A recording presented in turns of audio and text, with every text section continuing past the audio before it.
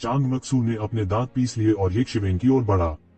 एक लंबी गर्जना के साथ तलवार की चमक आकाश में फैल गई और तुरंत ये जीवेन को घेर लिया, जिससे उसके भागने के सभी रास्ते अवरुद्ध हो गए। उसने तलवार तावीज प्राप्त करने के लिए बहुत मेहनत की थी, लेकिन अब यह येज़ेवेन के हाथों में आ गया था। यह एक बड़ा अपमान था। यदि उसने येज़ेवेन को मारने का अवसर लिया तो न केवल वह तलवार तावीज को वापस लेने में सक्षम होगा, बल्कि वह येज़ेवेन के आकस्मिक मुठभेड़ को भी ले सकता था।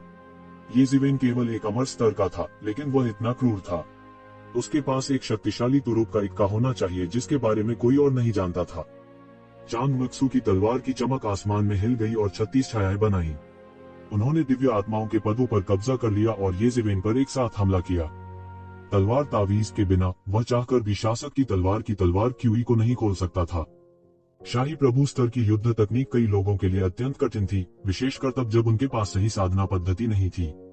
येज़ेवेन जैसे राक्षस के लिए यह केवल यही कहा जा सकता है कि वह एक राक्षस था। उसे आम लोगों के मानकों से नहीं आंका जा सकता था। उस समय येज़ेवेन, जिसके बारे में चांग मक्सू ने सोचा था कि उसे तलवार तावीज से गंभीर रूप से घायल होना चाहिए था, अचानक जीवंत हो उठा। अनगिनत पंच तत्व क्यूई अचानक उसके शरीर से प्रकट हुए। 5 elements QE 5 emperor battle armour में बदल गया और उसके शरीर पर गिर गया। यह पराक्रमी और दबंग था। वह एक प्राचीन सम्राट की तरह था जिसने पुनर्जन्म लेने और पृथ्वी पर आने के लिए एक लंबा समय पार कर लिया था। येज़ेवेन ने थप्पड़ मारा और सीधे इन सभी आभासी छायाओं को तोड़ दिया। तलवार की रोशनी येज़ेवेन को बिल्कुल भी चोट नहीं पहुंचा सकती थी।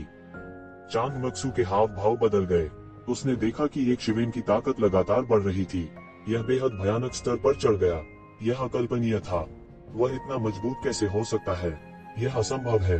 मैं दिव्य जाति का एक अद्वितीय प्रतिभा हूँ। वह सिर्फ एक अमर स्तर का मानव है। मैं उससे कैसे हार सकता हूँ? चांग मक्सू दहाड़ा। उसने एक मजबूत खतरा महसूस किया, एक भयानक आभा जिसने उसे काम दिया। बहुत से लोग पूरी तरह से चौंक गए। येज़ेवेन अपनी ताकत छिपा रहा था। वह इतना शक्तिशाली था। वह इतने समय से इसे छिपाए हुए था और अब उसकी ताकत पूरी तरह खुल चुकी थी। वह बहुत मजबूत है। क्या यह उसकी असली छिपी हुई ताकत है? ये शिवेन को देखते ही मोहगन्ना अवाक रह गई। ऐसा लग रहा था जैसे वह किसी प्राचीन सम्राट का पुनर्जन्म हो। 5 तत्वों की शक्ति बढ़ गई थी और एक ऊर्जा उन्माद पैदा हो गया था। यह पूरी तरह तूफान में बदल चुका था। वे दूर रहकर भी इसे महसूस कर सकते थे। उस तरह की भयानक शक्ति कुचल दी गई, मानो कोई जंगली और अशुभ जानवर उसके शरीर में दुबका हुआ हो, जो किसी भी समय बाहर निकलने के लिए तैयार हो। येज़ेवेन के चेहरे पर कोई भाव नहीं था। उसने एक कदम आगे बढ़ाया और दुनिया बहती हुई लग रही थी। यह उनकी भव्य आभा से कुचल गया था। इस समय वह अब अपनी ताकत को छिपाना नहीं चाहता था। उसे जितनी जल्दी हो सके अपने सभी विरोधियों से छुटकारा पाना था और बचना था। बूम! असीम मुट्ठी का दबाव उतरा, दुनिया में बदल गया, सभी दिशाओं को दबा दिया। धिक्कार है, वह इतना मजबूत कैसे हो सकता है? चांग मक्सू दहाड़ा। उसके शरीर में जादुई शक्ति और यहाँ तक कि देवताओं की उत्पत्ति भी जल रही थी। वह एक विश्व कंपाने वाली तलवार की रोशनी से बह गया, शून्य को नष्ट कर दिया और सूर्य को मिटा दिया। टकराना, जोरदार टक्कर की आवाज सुनाई दी। येज़ेवेन की मुट्ठी से चांग मक्सू की तलवार की रोशनी बिखर गई। भले ही उसने पहले ही अपने मूल को जला दिया था, फिर भी ये शिवेन के साथ इस टकराव में वह नुकसान में था। पफट! शक्तिशाली बल जरा सा भी धीमा नहीं हुआ क्योंकि यह उसके शरीर में पटक दिया। चांग मक्सू के मुंह से खून निकला और उसका पूरा शरीर हवा में उड़ गया। उसकी आंखें अविश्वास से चमक उठी। अपनी ताकत के साथ भी वह अभी भी ऐसी स्थिति में आ गया। धिक्कार है, यंग मास्टर, भाड़ में जाओ। जैसे ही येज़ेवेन अपना पीछा जारी रखने वाली थी, काली छाया गुस्से में उड़ गई और येज़ेवेन की ओर झपटी। वह एक बॉक्सिंग विशेषज्ञ भी थे। उसने एक मुक्का मारा और आकाश नष्ट हो गया। वह चांग मक्सू से काफी मजबूत था। उनके कौशल गहन थे और वे कम से कम एक देवता थे जो सैकड़ों हजारों वर्षों से साधना कर रहे थे। हालांकि वह कोई सफलता हासिल नहीं कर पाया था, इतने वर्षों की साधना ने उसकी साधना को अकल्पनीय रूप से ऊंचा बना दिया था। हालांकि ये शिवेन बिल्कुल भी नहीं डरी। हालांकि प्रतिद्वंद्वी का कौशल अत्याचारी था, लेकिन वह कमजोर भी नहीं था। तीनों मार्शल आर्ट अवतारों को उसके शरीर में एकीकृत करने के बाद उसके कौशल में तेजी से वृद्धि हुई थी। अनंत क्षेत्र के प्रारंभिक चरण में भगवान उसके लिए कोई मुकाबला नहीं थे। टकराना, काली छाया को येज़ेवेन के भौतिक शरीर द्वारा मौके पर उड़ते हुए भेजा गया था। इस भौतिक शरीर की ताकत भयानक थी। मजबूत, बस बहुत मजबूत। वह अकेले अनंत क्षेत्र में 2 स्वामी के खिलाफ लड़े और उन्होंने थकावट का कोई संकेत नहीं दिखाया। यह बिल्कुल अकल्पनीय है। नहीं, हम उसे अब और उग्र नहीं होने दे सकते। ये जिवेन द्वारा इस बिंदु पर मजबूर किए जाने पर कई खगोलीय कबीले के स्वामी अब इसे सहन नहीं कर सकते थे। युद्ध के मैदान में दिव्य कबीले के मालिकों को मूल रूप से एक पूर्ण लाभ था, इसलिए उन्होंने जल्दी से बहुत से लोगों को बाहर निकाला और यक्षवेन की ओर दौड़ पड़े। शक्तिशाली दैवीय नियम आकाश में आपस में गुंथे हुए थे और अद्भुत आकृतियां बनी। इन दिव्य कबीले के स्वामी ने अनगिनत बार एक साथ सहयोग किया था और वे पहले से ही अतुलनीय रूप से कुशल थे। यहाँ तक कि अनंत क्षेत्र के कुछ स्वामी भी उनमें से कुछ के साथ संघर्ष कर सकते थे, अन्यथा अपनी ताकत से वे यक्षवेन के साथ कुछ भी करने की हिम्मत नहीं करेंगे। अनंत क्षेत्र के अंतिम चरण में ये अस्तित्व और यहाँ तक कि शाश्वत क्षेत्र के शिखर पर भी उनमें से प्रत्येक के पास अतुलनीय रूप से शक्तिशाली आध्यात्मिक शक्ति थी। आकाशीय कबीले की अत्याचारी नींव निस्संदेह इस समय प्रकट हुई थी। यद्यपि ये लोग साधारण दिखाई देते थे, उन्होंने सैकड़ों हजारों वर्षों, यहाँ तक कि लाखों वर्षों तक खेती की थी। हालांकि दायरे की दृष्टि से कोई लाभ नहीं था, सैकड़ों हजारों वर्षों या लाखों वर्षों के कौशल का संचय भी एक अत्यंत भयानक डिग्री थी। यह इस क्षेत्र की सबसे मजबूत खेती थी और कौशल को संचित करना जारी रखना असंभव था। इनमें से कुछ लोग केवल आकाशीय कबीले के अवशेष थे जो स्वर्ग के खिलाफ दूसरे युद्ध से बच गए थे। वे बहुत शक्तिशाली थे। पलक झपकते ही आकाशीय कबीले के 20 से अधिक अत्याचारी स्वामी ने ये जिवेन पर हमला कर दिया। मार्शल आर्ट की धार शक्तिशाली थी जो आकाश और पृथ्वी को ढांक रही थी। आकाशीय कबीले में ये देवता, उनमें से प्रत्येक के पास उत्तम मार्शल आर्ट थी जो एक अकल्पनीय स्तर तक पहुंच गया था। हा, ठीक समय पर। मुझे अभी भी दिव्य स्रोत की कमी है। आप सभी मुझे श्रेय देने के लिए यहाँ हैं। ये जिवेन ने उपहास किया। उसके पास हिडन वैली में कार्यों की गणना के लिए एक जादुई उपकरण था। इन सभी को दर्ज किया जाएगा और उनका अकाट्य श्रेय बन जाएगा। उन सभी को दिव्य स्रोत के लिए बदला जा सकता है। यहाँ तक शाश्वत क्षेत्र भी मेरा विरोधी नहीं है। तुम लोगों की तो बात ही छोड़ो। तू जिवेन ने उपहास किया और 19 महाद्वीपों पर एक तलवार की रोशनी चमक उठी। ये जिवेन ने अपनी तलवार से वार किया और ठंडी रोशनी आकाश में उड़ गई, सब कुछ काटकर। पल भर में सब कुछ तबाह हो गया। इस समय उसके शरीर में त्यानुवान दर्पण सीधे उड़ गया और इन देवताओं को दबाते हुए एक अंतहीन दिव्य प्रकाश फूट पड़ा। ये मुंह के चले जाने के बाद त्यानुवान मिरर ने भी अपनी कुछ आध्यात्मिकता खो दी, लेकिन इसकी शक्ति कम नहीं हुई। इस समय यह पूरी तरह से प्रदर्शित किया गया था। जहाँ कहीं भी रक्त का प्रकाश गुजरा, ये देवता नष्ट हो गए और उनके शरीर से खून बहने लगा। पलक झपकते ही वे सभी त्यानुवान मिरर में समा गए। उनके दिलों में एक तरह का डर पैदा हो गया, मानो उन्होंने मौत के सबसे भयानक देवता का सामना कर लिया हो। हालांकि ये जिवेन द्वारा चांगमत्सु और काली छाया को गंभीर रूप से घायल कर दिया गया था और उनके पास गोली काटने और आगे बढ़ने के अलावा कोई विकल्प नहीं था। मानव मरो। ये जिवेन के पास अनजाने में एक सर्वोच्च अमर स्तर का खगोलीय कुल गुरु प्रकट हो गया था। उसने हत्या के ताव को विकसित किया ताकि वह इतनी शांति से प्रकट हो सके। शुरू से ही वह छिप रहा था, दुबका हुआ था और यक्षवेन को मारना चाहता था। इस समय जब यक्षवेन का ध्यान आकर्षित हुआ, उसने आखिरकार हमला शुरू कर दिया। एक पल में क्यूई गति घूम गई, आकाश ढह गया और पृथ्वी फट गई। उससे आसमान भी टूट गया। उसके हाथ में हरी बैंगनी रोशनी का स्पर्श कौंधा और वह जहर में डूबा हुआ था। यहाँ तक अगर कोई देवता इसके संपर्क में आया तो उसकी आत्मा नष्ट हो जाएगी।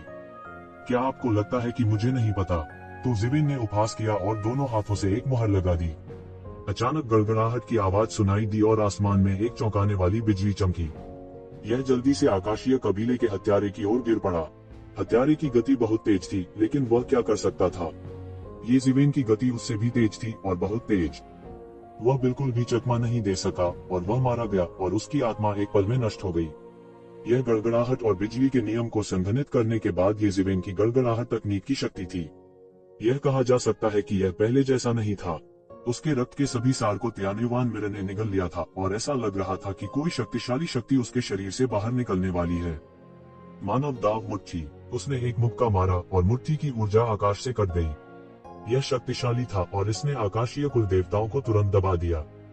टकराना, टकराना, टकराना। ये आकाशीय कबीले देवता इस शक्तिशाली मुट्ठी ऊर्जा का विरोध नहीं कर सके और वे सभी मौके पर ही फट गए। उनकी आत्मा नष्ट हो गई थी और उनकी ताकत यक्षवेन की तुलना में बहुत कम थी। उनके रक्तसार को भी त्यानुवान मिरर ने पूरी तरह से निगल लिया था। ये जिवेन ने एक कदम आगे बढ़ाया और सीधे 10,000 स्पेल रूले के सामने दौड़े और वह वास्तव में इसे दूर ले जाना चाहता था। धिक्कार है, मैं तुम्हें सफल नहीं होने दूंगा। चांगमत्सु दहाड़ा और उसके बगल में काली छाया ने भी उसी समय हमला किया। एक शक्तिशाली शाश्वत स्टेज मास्टर को लीगल संप्रदाय में कोई नहीं माना जा सकता था। उनमें से कोई भी एक उच्च स्थिति वाला एक बिजलीघर था। हालांकि ये जीवेन से निपटने के लिए, जो केवल उन्नत अमर स्तर पर था, उन दोनों को सेना में शामिल होने के लिए मजबूर किया गया था। अगर वे इसे जोर से कहें तो कोई भी इस पर विश्वास नहीं करेगा, लेकिन इस समय उन दोनों ने पहले ही एक शिवेन के भयानक खतरे को महसूस कर लिया था। उसकी तुलना में, चाहे वह शेंग वुफा हो या स्वर्ग शिकारी संप्रदाय का शिष्य, वे कुछ भी नहीं थे। दुनिया में अद्वितीय चांग मक्सू का पहला हमला आकाशीय कबीले का अनुपम रहस्य था। यह पूरी तरह से अलग तरह की मार्शल आर्ट थी और वो एक शिवेन को अचानक से पकड़ना चाहता था। इस तरह की मार्शल आर्ट एक शक्तिशाली इच्छा शक्ति के साथ ये शिवेन के दिमाग में आ गई और यह उसे एक बेवकूफ में बदलना चाहता था। चांग मक्सू ने हमला करने का अवसर लिया। चांग मक्सू के चेहरे पर एक अजीब और भयावह मुस्कान आ गई। यह ऐसा था जैसे वह अगले ही पल एक शिवेन को बेवकूफ बनते हुए देखेगा। भले ही वह बेवकूफ ना बने, कम से कम एक शिवेन की गतिविधियों को धीमा कर देगा। हालांकि अगले ही पल एक शिवेन ने उसे निराश कर दिया। उसकी आध्यात्मिक शक्ति अभी भी बढ़ रही थी और उसने प्रभावित होने के कोई संकेत नहीं दिखाए। वह नहीं जानता था कि एक शिवेन की इच्छा शक्ति चट्टान की तरह दृढ़ थी। इसके अलावा उनके दिव्य ज्ञान की रक्षा के लिए उनके पास प्रबुद्ध मन प्राचीन वृक्ष था। यहाँ तक एक राजा स्तर का बिजलीघर भी उसे अपनी चेतना से दबा नहीं पाएगा। आप इस तरह के कदम से मुझसे निपटना चाहते हैं, आप अभी भी इससे दूर हैं। ये जीवेन शांत रही और तुरंत पलटवार किया। उसने मौके पर ही एक मुक्का मार दिया। पुनर्जन्म मुट्ठी के 6 पथ अत्यंत शक्तिशाली थे। मानव दाव मुट्ठी। ये जीवेन के हाथों में मानव दाव मुट्ठी का पूरा सेट आश्चर्यजनक शक्ति के साथ फूट पड़ा। वह जितना मजबूत होगा, मानव दाव मुट्ठी उतनी ही शक्तिशाली होगी। यहाँ तक अगर उसने भविष्य में पुनर्जन्म के अन्य 6 मार्गों को सीखा तो भी यह उसके लिए एक शांतिपूर्ण जीवन जीने की नींव होगी। क्योंकि वह एक मानव था, पुनर्जन्म मुट्ठी के 6 पथों में से मानव दाव मुट्ठी वह मुट्ठी तकनीक थी जो मनुष्यों के लिए सबसे उपयुक्त थी। यह कैसे संभव है? यह कैसे प्रभावित नहीं हो सकता है? चांग मक्सू ने कहा। यंग मास्टर, सावधान! काली छाया झट से चिल्लाए। एक पल में ही उन्हें लगा कि एक असीम दुनिया उन्हें दबाने वाली है। ये जीवेन की मुके से चांग मक्सू की जोरदार चीख निकली। उसकी सुरक्षात्मक आभा बिखर गई और उसके शरीर में बढ़ती जादुई शक्ति सीधे दब गई। यहाँ तक उसके कानूनों को भी एक शिवेन ने तोड़ दिया था। पफ! उसने एक कौर खून उगल दिया और उसे उड़ते हुए भेजा गया। वह सीधे कब्र की दीवार से टकराया और लुढ़क गया। वह अत्यंत खेदजनक स्थिति में था। वह पहले भी एक बार एक शिवेन द्वारा गंभीर रूप से घायल हो चुका था और इस बार वह फिर से गंभीर रूप से घायल हो गया था। यह उनके लिए एक तरह का अपमान था। काली छाया कोई बेहतर नहीं थी। वो सीधे एक शिवेन द्वारा मारा गया था। उसके शरीर पर सभी काली परछाइयां लगभग ढह गईं और उसका शरीर मौके पर ही गिरने वाला था। एक शिवेन ने उन दोनों की तरफ देखा भी नहीं। वह सीधे 10,000 धर्म रूले की ओर दौड़े। बंद करो! पवित्र आत्मा तलवार तकनीक। शेंग वुफा, जो पास में छिपे हुए थे, ने इस महत्वपूर्ण क्षण पर हमला किया। उसने अपनी तलवार एक शिवेन की ओर पटक दी। यह एक और प्रसिद्ध तलवार तकनीक थी। यह पवित्र आत्मा परिवार की प्रसिद्ध तलवार तकनीक थी। यह असाधारण, भयानक और अजेय था। ये जीवेन के पास रुकने के अलावा कोई चारा नहीं था। यद्यपि वह एक अनंत क्षेत्र के गुरु को हरा सकता था, उसके लिए एक शाश्वत क्षेत्र के स्वामी के आक्रमण को अनदेखा करना असंभव था। मुझे लगता है कि तुम मौत को दावत दे रहे हो। यह देखते हुए कि 10,000 मेथड रूलेट उसके हाथों में पड़ने वाला था, ये जीवेन तुरंत आग बबूला हो गया। यह देखते हुए कि 10,000 मेथड रूले उसके हाथों में आने वाला था, उसने ओवरटर्निंग द स्काई सील का इस्तेमाल किया और तुरंत पवित्र आत्मा तलवार तकनीक को तोड़ दिया। यह ऐसा था मानो कोई आदिकालीन दिव्य पर्वत धराशायी हो रहा हो। भले ही उसके हमले को येजिवेन ने तोड़ दिया था, शेंग वुफा बिल्कुल भी चिंतित नहीं थे। इसके बजाय उसने ये शिवेन की ओर ठंडी दृष्टि से देखा। उसके बगल में स्वर्ग शिकारी संप्रदाय के शिष्य ने भी कोई चाल नहीं चली। ऐसा लग रहा था कि वह निश्चित था कि येजिवेन सबसे भयानक प्रतिद्वंद्वी था और पहले उससे छुटकारा पाना चाहता था। तुम मुझे सिर्फ अपने साथ रोकना चाहते हो। मुझे लगता है कि तुम मौत को दावत दे रहे हो, येजिवेन ने उदास भाव से कहा। अगर मैं गलत नहीं हूँ तो आप इस स्थिति को लंबे समय तक बनाए रखने में सक्षम नहीं होंगे क्या एक शक्तिशाली मार्शल अवतार? लेकिन दुर्भाग्य से जब तक यह एक मार्शल अवतार है, इसे लंबे समय तक बनाए नहीं रखा जा सकता। आपने उन 2 खगोलीय प्रजातियों के अवशेषों को मारने की भी जहमत नहीं उठाई क्योंकि आप इस स्थिति को लंबे समय तक बनाए नहीं रख सकते हैं। शेंग वुफा ने मुस्कुराते हुए कहा। उसकी आंखें चतुर और निर्मम थी, मानो वह सब कुछ देख सकता हो। वास्तव में, जैसा कि येजिवेन ने कहा, वह 10,000 मेथड रूलेट लेने की जल्दी में था क्योंकि वह इस स्थिति को लंबे समय तक बनाए नहीं रख सकता था। उसके पास बहुत अधिक दिव्य स्रोत नहीं था और वह चाहकर भी उसकी भरपाई नहीं कर सकता था। लड़ाई को जल्दी खत्म करना ही एकमात्र रास्ता था। अन्यथा एक बार जब वह इस अवस्था से बाहर निकलेगा तो उसकी लड़ने की शक्ति में तेजी से गिरावट आएगी। हालांकि वह अभी भी अपनी रक्षा कर सकता था, 10,000 विधि रूले को जब्त करना मुश्किल होगा। इसके अलावा वह अनगिनत खगोलीय दौड़ बिजली घरों से घिरा होगा। वे देवता भी उसे जाने नहीं देते थे। उसके लिए सकुशल बच निकलना लगभग नामुमकिन था। शेंग वूफा के शब्दों को सुनने के बाद अन्य लोगों ने तुरंत प्रतिक्रिया व्यक्त की। वास्तव में अजेय दिखने वाले येजिवेन की सबसे बड़ी कमजोरी भी थी, जो यह थी कि वह इस स्थिति को लंबे समय तक बनाए नहीं रख सकते थे। विशेष रूप से कई देवताओं ने अंत में 10,000 विधि रूले प्राप्त करने की आशा लगभग छोड़ दी थी। लेकिन इस समय आशा पर शासन किया गया था। जब येजिवेन और वे दोनों घायल थे तो उनके पास अभी भी एक मौका हो सकता है। तो क्या हुआ अगर तुमने मेरे माध्यम से देखा? क्या आपको लगता है कि आप मुझे रोक सकते हैं? येजिवेन घबराए नहीं। वह मामलों को जटिल नहीं बनाना चाहता था और वह नहीं चाहता था कि कोई दुर्घटना हो। लेकिन इसका मतलब यह नहीं था कि उसके पास वापस लड़ने की ताकत नहीं थी। तुम बहुत भोले हो। अगर तुम बाहर नहीं आते तो मैं तुम्हें जाने दे सकता था, लेकिन चूंकि तुम लालच में अंधे हो गए हो, मुझे दोष मत दो। येजिवेन ने शेंग वूफा की ओर देखा तक नहीं। उन्होंने सीधे पंच आउट कर दिया। ह्यूमन डाउफिस्ट ने काम करना जारी रखा। एक शक्तिशाली दुनिया में तब्दील हो गया जिसने शेंग वूफा को तुरंत दबा दिया। शेंग वूफा बार बार पीछे हटना चाहता था। उन्होंने एक अद्भुत आंदोलन तकनीक प्रदर्शित की। पवित्र आत्मा कबीले की गति तकनीक भी बहुत प्रभावशाली थी, लेकिन किसे पता था कि उसने भागने की कितनी भी कोशिश की, वह बेकार था। येशिवेन एक परछाई की तरह उसका पीछा कर रही थी, भूत की तरह उसका पीछा कर रही थी। उसकी पीठ पर दानव के पंख खुल गए और चकाचौंध करने वाली रोशनी ने आकाश को ढंक दिया। बूम! अंत में येजिवेन की ह्यूमन डाउफिस्ट शेंग वूफा के शरीर पर उतरी। शेंग वूफा बुरी तरह चिल्लाया। उसके शरीर पर आभा के सारे कवच इंच इंच करके बिखर गए। यह ऐसा था मानो उसका पूरा शरीर एक प्राचीन पवित्र पर्वत से कुचल दिया गया हो। भले ही उसके पास एक अनंत क्षेत्र विशेषज्ञ की ताकत थी, फिर भी एक ठोस मुक्का मारा जाना एक भयानक बात थी। उसका पूरा शरीर उड़ गया। उसकी छाती पूरी तरह से येशिवेन द्वारा घुसा दी गई थी। पीछे हटते ही वह अपनी छाती को ढंक लेता रहा। उसकी आंखें अतुलनीय आतंक से भर गईं। अभी वो बस देख रहा था और वास्तव में येशिवेन के साथ लड़ा नहीं था। अब जबकि उन्होंने सिर्फ एक दूसरे पर वार किया था, उसने महसूस किया कि दोनों पक्षों की ताकत के बीच एक बड़ा अंतर था। कोई आश्चर्य नहीं कि दो आकाशीय गोत्र विशेषज्ञों को हाथ मिलाने के बाद भी इतनी बुरी तरह पीटा गया। यदि ऐसा ही चलता रहा, इससे पहले कि येजिवेन की ऊर्जा समाप्त हो जाती और वह अपने मार्शल आर्ट अवतार को हटा देता, शेंग वूफा को येजिवेन द्वारा मार दिया जाता। येजिवेन ने शेंग वूफा को एक मुक्के से गंभीर रूप से घायल कर दिया था।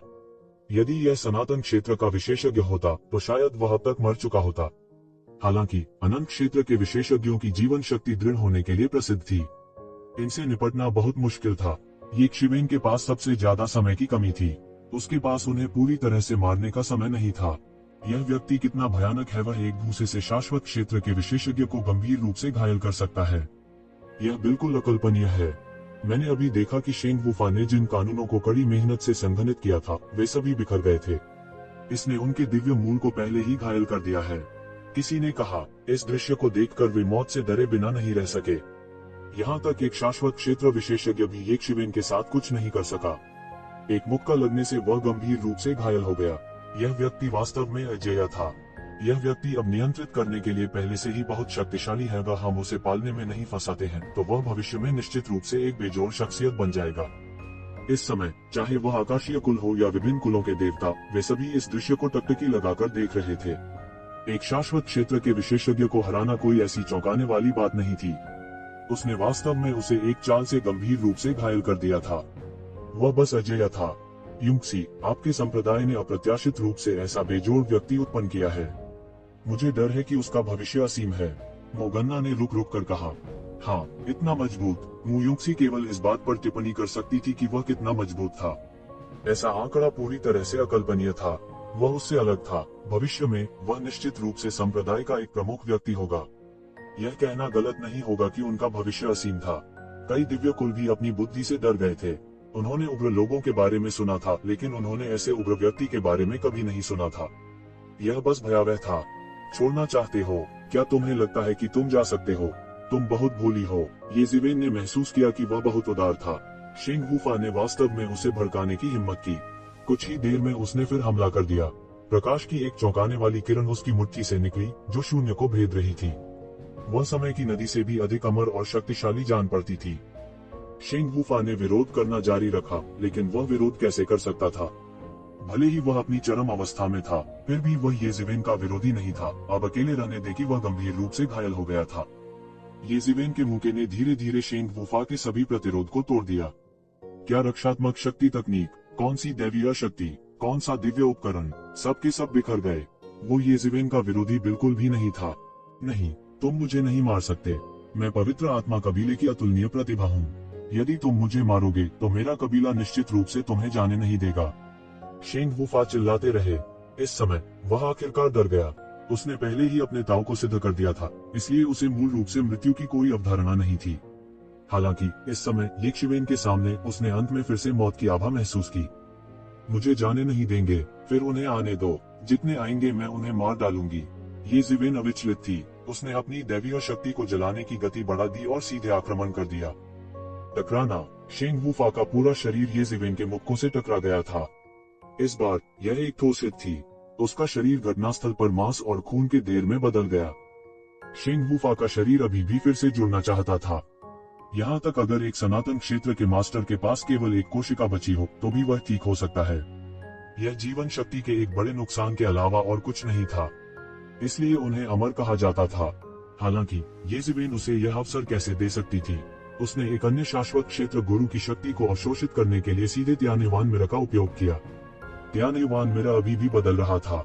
यह उसके ठीक होने की गति को तेज कर रहा था। हर कोई मूल रूप से कठोर डरा हुआ था। अब वे पूरी तरह से डर गए थे। एक अनंत क्षेत्र के मास्टर को उनके सामने मार डाला गया था, जिसे अचूक के रूप में जाना जाता था।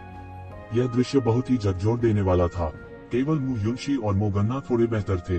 उन्होंने पहले ही येशिवेन को एक शाश्वत क्षेत्र के मालिक को मारते देखा था, इसलिए वे पहले से ही तैयार थे। जब हर कोई अभी भी सदमे में था, येशिवेन अचानक जोर से चिल्लाए, तुम्हारी हिम्मत कैसे हुई? तुम्हारी हिम्मत कैसे हुई?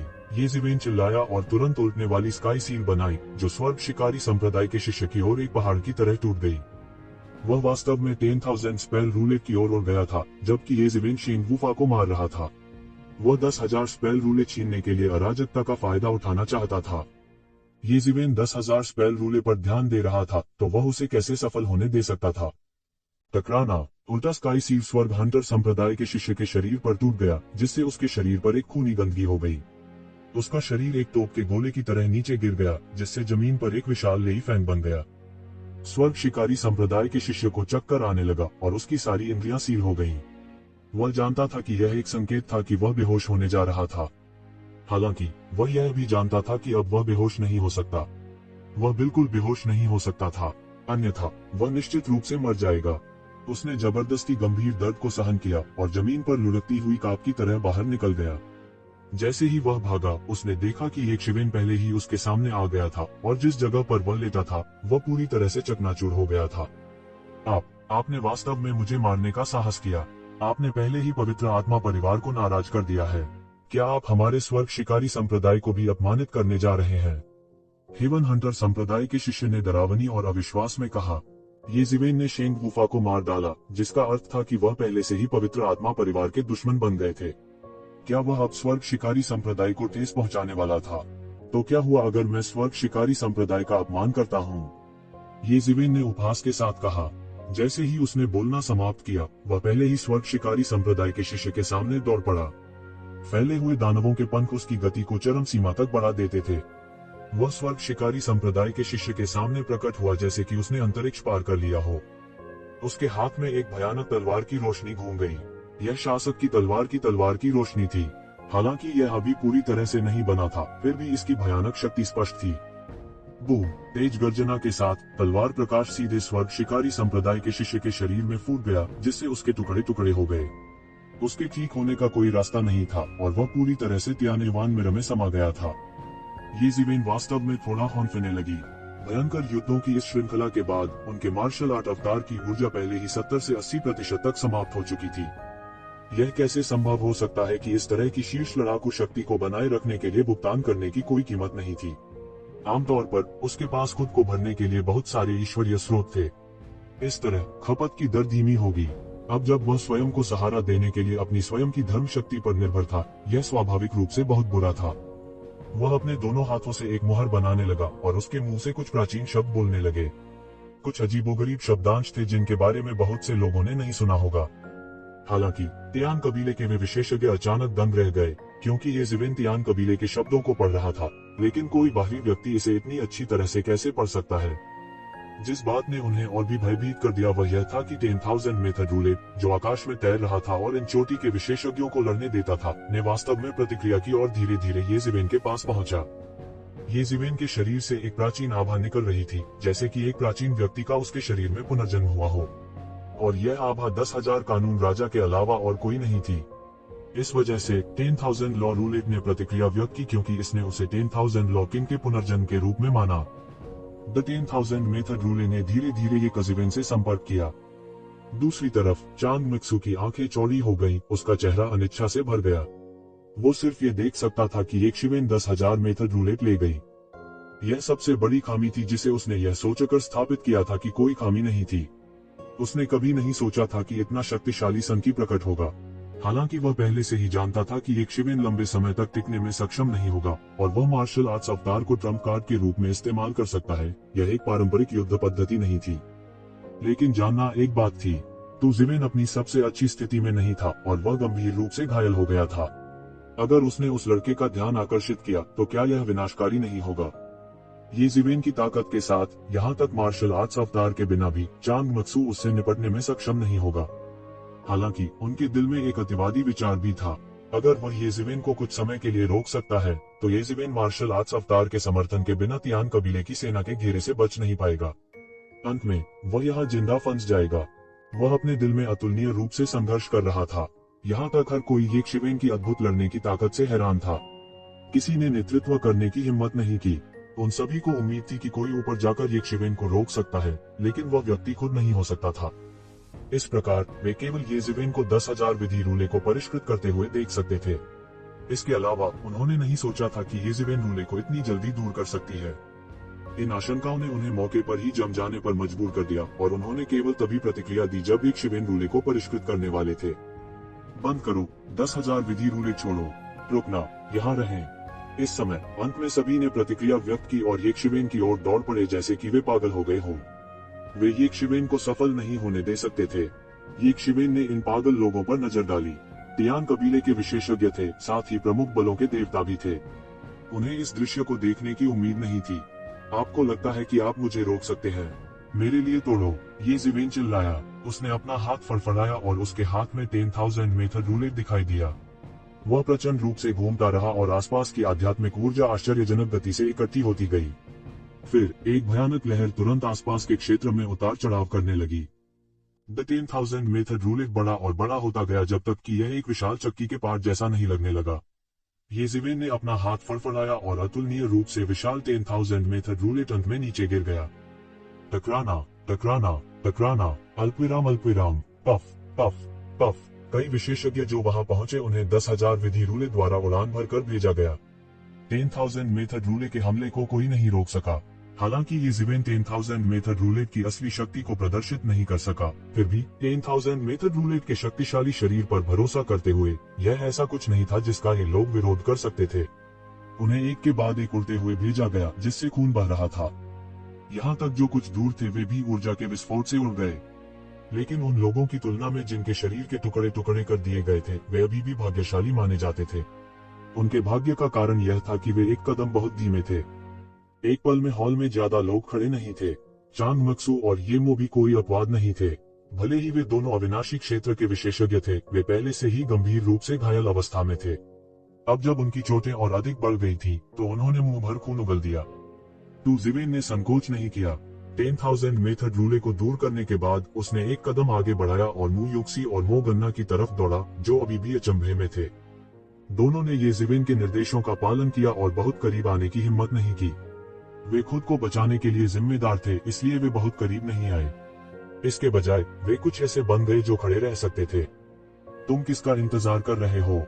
जल्दी करो और जाओ। ये जिवेन के बोलने के बाद उसकी पीठ पर दानव पंख फैल गए और दोनों की पतली कमर के चारों ओर लिप गए।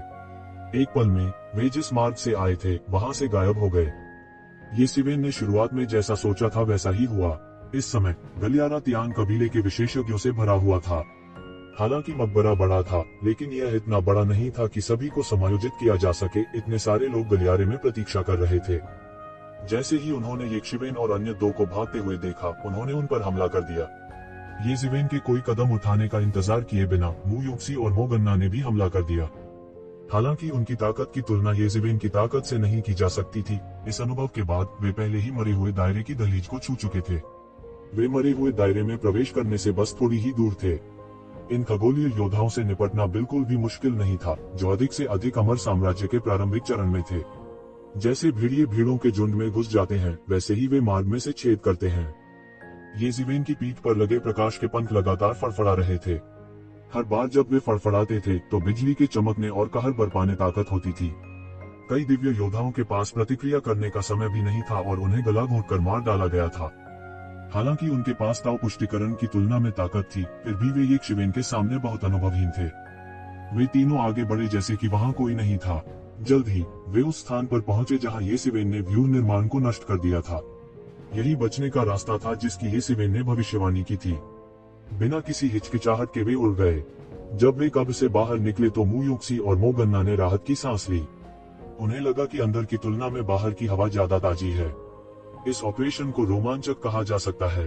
वे लगभग उसमें गिर पड़े। अपने दसियों हजार वर्षों के जीवन में भी उन्हें ऐसा रोमांचक अनुभव शायद ही कभी हुआ हो। हालांकि उन्हें जल्द ही पता चला कि येशिवेन की ताकत खतरनाक दर से घट रही थी। उसका चेहरा भी थोड़ा पीला पड़ गया था। यह स्पष्ट था कि उसने अपनी जीवन शक्ति को बहुत अधिक खींच लिया था। यहाँ तक आखिरी झटका भी अतुलनीय रूप से शक्तिशाली लग रहा था, लेकिन इसने उसके शरीर की सारी ऊर्जा एक पल में लगभग समाप्त कर दी थी। यहाँ तक उनका मार्शल आर्ट अवतार भी इसे बनाए नहीं रख सका और मौके पर ही गिरने वाला था। अंत में उसने अपनी जीवन शक्ति को जला दिया था और इसे बनाए रखने के लिए अपनी जीवन शक्ति का अधिक उपयोग किया था। हालांकि वे लोग सदमे से घायल हो गए थे, लेकिन ऐसा नहीं था कि उनमें वापस लड़ने की ताकत नहीं थी। अगर वे उसकी खामियों को देख लेते तो क्या होता? उन्हें डर था कि उन्हें तुरंत एक भारी पलटवार का सामना करना पड़ेगा। इसलिए उसने एक पल भी रुकने की हिम्मत नहीं की और सीधे बाहर निकल गया। फिर भी उनकी जीवन शक्ति घायल हो गई थी और उन्हें लंबे समय तक ठीक होने की जरूरत थी। चलो जल्दी चलो, तुरंत हिडन सिटी लौटें और इस जगह को छोड़ दें। मुझे डर है कि उन्हें पकड़ने में देर नहीं लगेगी, येशिवेन ने कहा। शुरुआती ओवरड्राफ्ट का अनुभव करने के बाद उसने धीरे धीरे फीनिक्स रीजनरेशन तकनीक के साथ कुछ जादुई शक्ति हासिल करना शुरू कर दिया। द हिडन सिटी गॉड ड्यूरियल स्टार ओशन में हिडन वैली का सबसे बड़ा आधार था। इसकी एक गहरी नींव थी और कुछ भी इसकी समृद्धि को प्रभावित करने में सक्षम नहीं लग रहा था। 10,000 साल पहले या यहाँ तक 1,00,000 साल पहले भी अब से अलग नहीं था। अभी भी लोगों का आना जाना लगा हुआ था। यहाँ तक हजारों साल पहले की पुरानी प्राचीन वस्तुएं भी देखी जा सकती थी। देवता यहाँ साधारण लोग थे, वे थोड़े अधिक शक्तिशाली सामान्य लोग थे। हिडन सिटी में किसी ने भी गुस्ताखी करने की हिम्मत नहीं की। वे स्वयं देवता थे, परंतु उनके ऊपर एक और भी भयानक अस्तित्व था। ऐसी अफवाहें भी थी कि हिडन सिटी की देखरेख करने वाला एक शक्तिशाली राजा रैंक वाला बिजलीघर था। राजा श्रेणी के बिजलीघर की चौकस निगाहों के नीचे किसी ने भी परेशानी खड़ी करने की हिम्मत नहीं की। हाल ही में छिपे हुए शहर में सबसे बड़ी खबर, और यहाँ तक पूरे गॉड ड्यूरियल स्टार ओशन, स्वाभाविक रूप से स्काई रेस के अवशेषों को घेरने वाली सहयोगी सेना का मामला था। स्काई रेस के अवशेषों द्वारा प्राचीन फीनिक्स डोमेन पर हमला किया गया था। अंत में फीनिक्स राजा भी युद्ध में मारा गया था। हालांकि प्राचीन फीनिक्स डोमेन को भारी नुकसान हुआ था, इसने प्रमुख ताकतों को यह भी याद दिलाया कि वे अब स्काई रेस के अवशेषों को शामिल नहीं कर सकते। यह तथ्य कोई रहस्य नहीं था कि गॉड दफन स्टार ओशन में स्काई रेस के अवशेष छिपे हुए थे। हालांकि इसकी परवाह बहुत कम लोगों ने की। छोटी ताकतें स्काई रेस जितनी मजबूत नहीं थीं। कुछ ही मिनटों की बात थी जब उनका सर्वनाश हो गया। प्रमुख ताकतें जनता की सेवा के लिए अपना बलिदान नहीं देना चाहती थीं। जब तक वे थूथन से नहीं टकराते, वे स्काई रेस पर हमला करने की पहल नहीं करेंगे। हाल के वर्षों में स्काई रेस बहुत कम महत्वपूर्ण रही थी। बहुत से लोग लगभग भूल ही गए थे कि इतना बड़ा संकट था। इस बार जब उन्होंने अचानक फिर से हमला किया तो उनके पास पहले से ही राजा स्तर के संप्रदाय की तुलना में एक शक्ति थी। इन अनगिनत वर्षों में तियान कबीले के अवशेष, जो केवल जीवित रह सकते थे, के पास अब अपनी सांस पकड़ने और धीरे धीरे अपनी शक्ति को फिर से विकसित करने का मौका था। अनगिनत लोग इस लड़ाई पर ध्यान दे रहे थे। हालांकि लड़ाई भी जारी थी। एक राजा बेस्टोवाल संप्रदाय की अमर विरासत को अनंत काल के लिए अस्तित्व में कहा जा सकता है। तियान कबीले जैसी जाति का उल्लेख नहीं करना चाहिए जिसने कभी दुनिया पर शासन किया था। राजा श्रेणी के संप्रदायों के बीच युद्ध अक्सर सैकड़ों वर्षों या यहाँ तक कि हजारों वर्षों तक चलते थे। यह बिल्कुल भी अजीब नहीं था। बड़ी ताकतों के लिए वास्तव में अपने सभी कुलीन वर्ग को भेजना असंभव था। इसलिए लड़ाई जल्दी ही एक गतिरोध पर पहुंच गई। दोनों पक्षों को अनगिनत हताहत हुए। यदि प्रतिद्वंद्वी स्काई रेस का संकट नहीं होता तो बहुत से लोग पहले ही पीछे हटने के बारे में सोच चुके होते। फ्रंटलाइन से सूचनाएं वापस आती रहीं। जैसे जैसे मित्र सेनाएं आगे बढ़ती गईं, अधिक से अधिक तियान कबीले के विशेषज्ञ युद्ध में शामिल होते गए और लड़ाई और भी तीव्र और शोकाकुल हो गई। ईश्वर स्तर के विशेषज्ञ लगातार गिरते जा रहे थे। वे जो अनंत काल तक जीवित रह सकते थे वे सब यहाँ गिर गए थे। पिछले कुछ वर्षों में तियान कबीले ने जो ताकत जमा की थी उसे थोड़ा थोड़ा करके बाहर निकाला जा रहा था और यह अधिक से अधिक चौंकाने वाला होता जा रहा था। पिछले कुछ वर्षों में अधिक नियंत्रण के बिना तियान कबीला वास्तव में इतना अत्याचारी बन गया था। अगर ऐसा ही चलता रहा तो शायद अगले कुछ लाख वर्षों में एक नया तूफान आएगा। हालांकि तियान कबीले के जिद्दी प्रतिरोध के कारण मित्र देशों की सेना के कदमों को दृढ़ता से रोक दिया गया था और ऐसा लगता था कि वे एक दीर्घकालिक युद्ध शुरू करने का इरादा रखते थे। इन खबरों के बीच एक ऐसी खबर भी थी जो धमाके की तरह फट गई। तियान कबीला 10,000 कानून राजा को पुनर्जीवित करना चाहता था। यह कोई नई खबर नहीं थी। कई प्राचीन देवता 10,000 कानून राजा के बारे में जानते थे। अतीत में वह इतना अत्याचारी था कि वह सम्राट बनने से केवल एक कदम दूर था। यदि उसे वास्तव में पुनर्जीवित किया गया होता तो यह संभावना थी कि एक असीम ज्वार उठ खड़ा होता। इस मामले की जानकारी कई लोगों को थी। अनगिनत लोग दौड़ पड़े। हालांकि कई मरे हुए स्टेज विशेषज्ञों को तियान कबीले के खिलाफ लड़ने के लिए फ्रंटलाइन में स्थानांतरित कर दिया गया था। फिर भी कई इटर्नल स्टेज विशेषज्ञ थे जो गए थे। ऐसे बहुत से लोग थे जिन्होंने 10,000 स्पेल रूलेट का लालच किया था, लेकिन हर कोई जोखिम लेने के लिए पर्याप्त भ्रमित नहीं था। जैसे जैसे अधिक से अधिक लोग भागते गए, अधिक से अधिक विवरण सभी को ज्ञात होते गए। ये इवेंट नाम लाशों के पहाड़ों और खून के समुद्र के साथ एक चमकते उल्का की तरह थोड़े समय में भगवान दफन स्टार सागर को हिला दिया। भगवान दफन स्टार महासागर में देवताओं की कोई कमी नहीं थी। न केवल बाहर से देवता लगातार इसमें शामिल होते हैं, बल्कि भगवान दफनाने वाले स्टार महासागर के भीतर भी कभी कभी देवता होते हैं जो गलती से कुछ मृत देवताओं की विरासत प्राप्त कर लेते हैं और एक झपट्टा मारकर दाव पुष्टिकरण दायरे से बाहर हो जाते हैं। खासकर जब दूसरा पक्ष एक नवागंतुक था जो कुछ 100 वर्षों से भी कम समय के लिए दाव सत्यापन क्षेत्र में पहुंचा था। नश्वर लोगों के लिए कुछ 100 साल पहले से ही एक जीवन भर थे, लेकिन देवताओं के लिए यह एक झपकी का समय हो सकता है। इतने कम समय में येजिवेन के पास मरे हुए चरण के विशेषज्ञों को मारने की ताकत थी। यही मूलभूत कारण था कि वह इतने कम समय में दुनिया में प्रसिद्ध हो गया। इसके अलावा उसके पीछे छिपी हुई घाटी थी। इतने सारे लोग जो मूल रूप से 10,000 स्पेल रूले का लालच कर रहे थे, अचानक शांत हो गए। येजिवेन ने अकेले मरे हुए चरण के 4 विशेषज्ञों के खिलाफ लड़ाई लड़ी, जिसमें 2 की मौत हो गई और अन्य 2 गंभीर रूप से घायल हो गए। ऐसी युद्ध शक्ति कुछ ज्यादा ही भयंकर थी। जब तक कोई ऋषि लोक दिव्य भगवान नहीं होता, तब तक किसी ने यह कहने की हिम्मत नहीं की कि वे उसे हरा पाएंगे। रहस्यमयी दुनिया में येजिवेन की ख्याति आखिरकार गॉड दफन स्टार ओशन तक फैल गई। दूसरे शब्दों में, अंत में ऐसे लोग थे जो उसे गंभीरता से लेने को तैयार थे और उसके अतीत की जांच शुरू कर दी। 10,000 स्पेल किंग्स के कब्रिस्तान में लड़ाई बहुत दुखद थी। 1/3 लोग भी बच नहीं पाए। इतने सारे देवता एक ही बार में गिर गए। मुझे नहीं पता कि कितनी अमर विरासत खो जाएगी। छिपे हुए शहर में चाय की दुकान में यह बहुत जीवंत था। किसी ने आह भरी और कहा, कई अमर विरासतों में केवल एक ही देवता का प्रभार होता है। हालांकि उन्हें अमर विरासत कहा जाता था। एक बार जब संप्रदाय के स्वामी देवता की मृत्यु हो जाती है तो पूरे संप्रदाय को जल्दी से हटा दिया जाएगा। हाँ, किसी ने भी यह उम्मीद नहीं की थी कि यह इतना दुखद होगा। स्काई रेस के अवशेषों ने वास्तव में सभी को एक झटके में पकड़ने के लिए एक पॉकेट फॉर्मेशन तैयार किया। सौभाग्य से वे अंत में सफल नहीं हुए। 10,000 स्पेल रूलेट हमारे हिडन सिटी शिष्य के हाथों में गिर गया। मैंने भी इस बारे में सुना है। ऐसा कहा जाता है कि येजिवेन नामक नया शिष्य केवल 200 वर्षों से भी कम समय के लिए दाव सत्यापन क्षेत्र तक पहुंचा है, लेकिन वह वास्तव में इस बिंदु तक बढ़ा है। यह बस अकल्पनीय है। ऐसे व्यक्ति का असीम भविष्य होना चाहिए।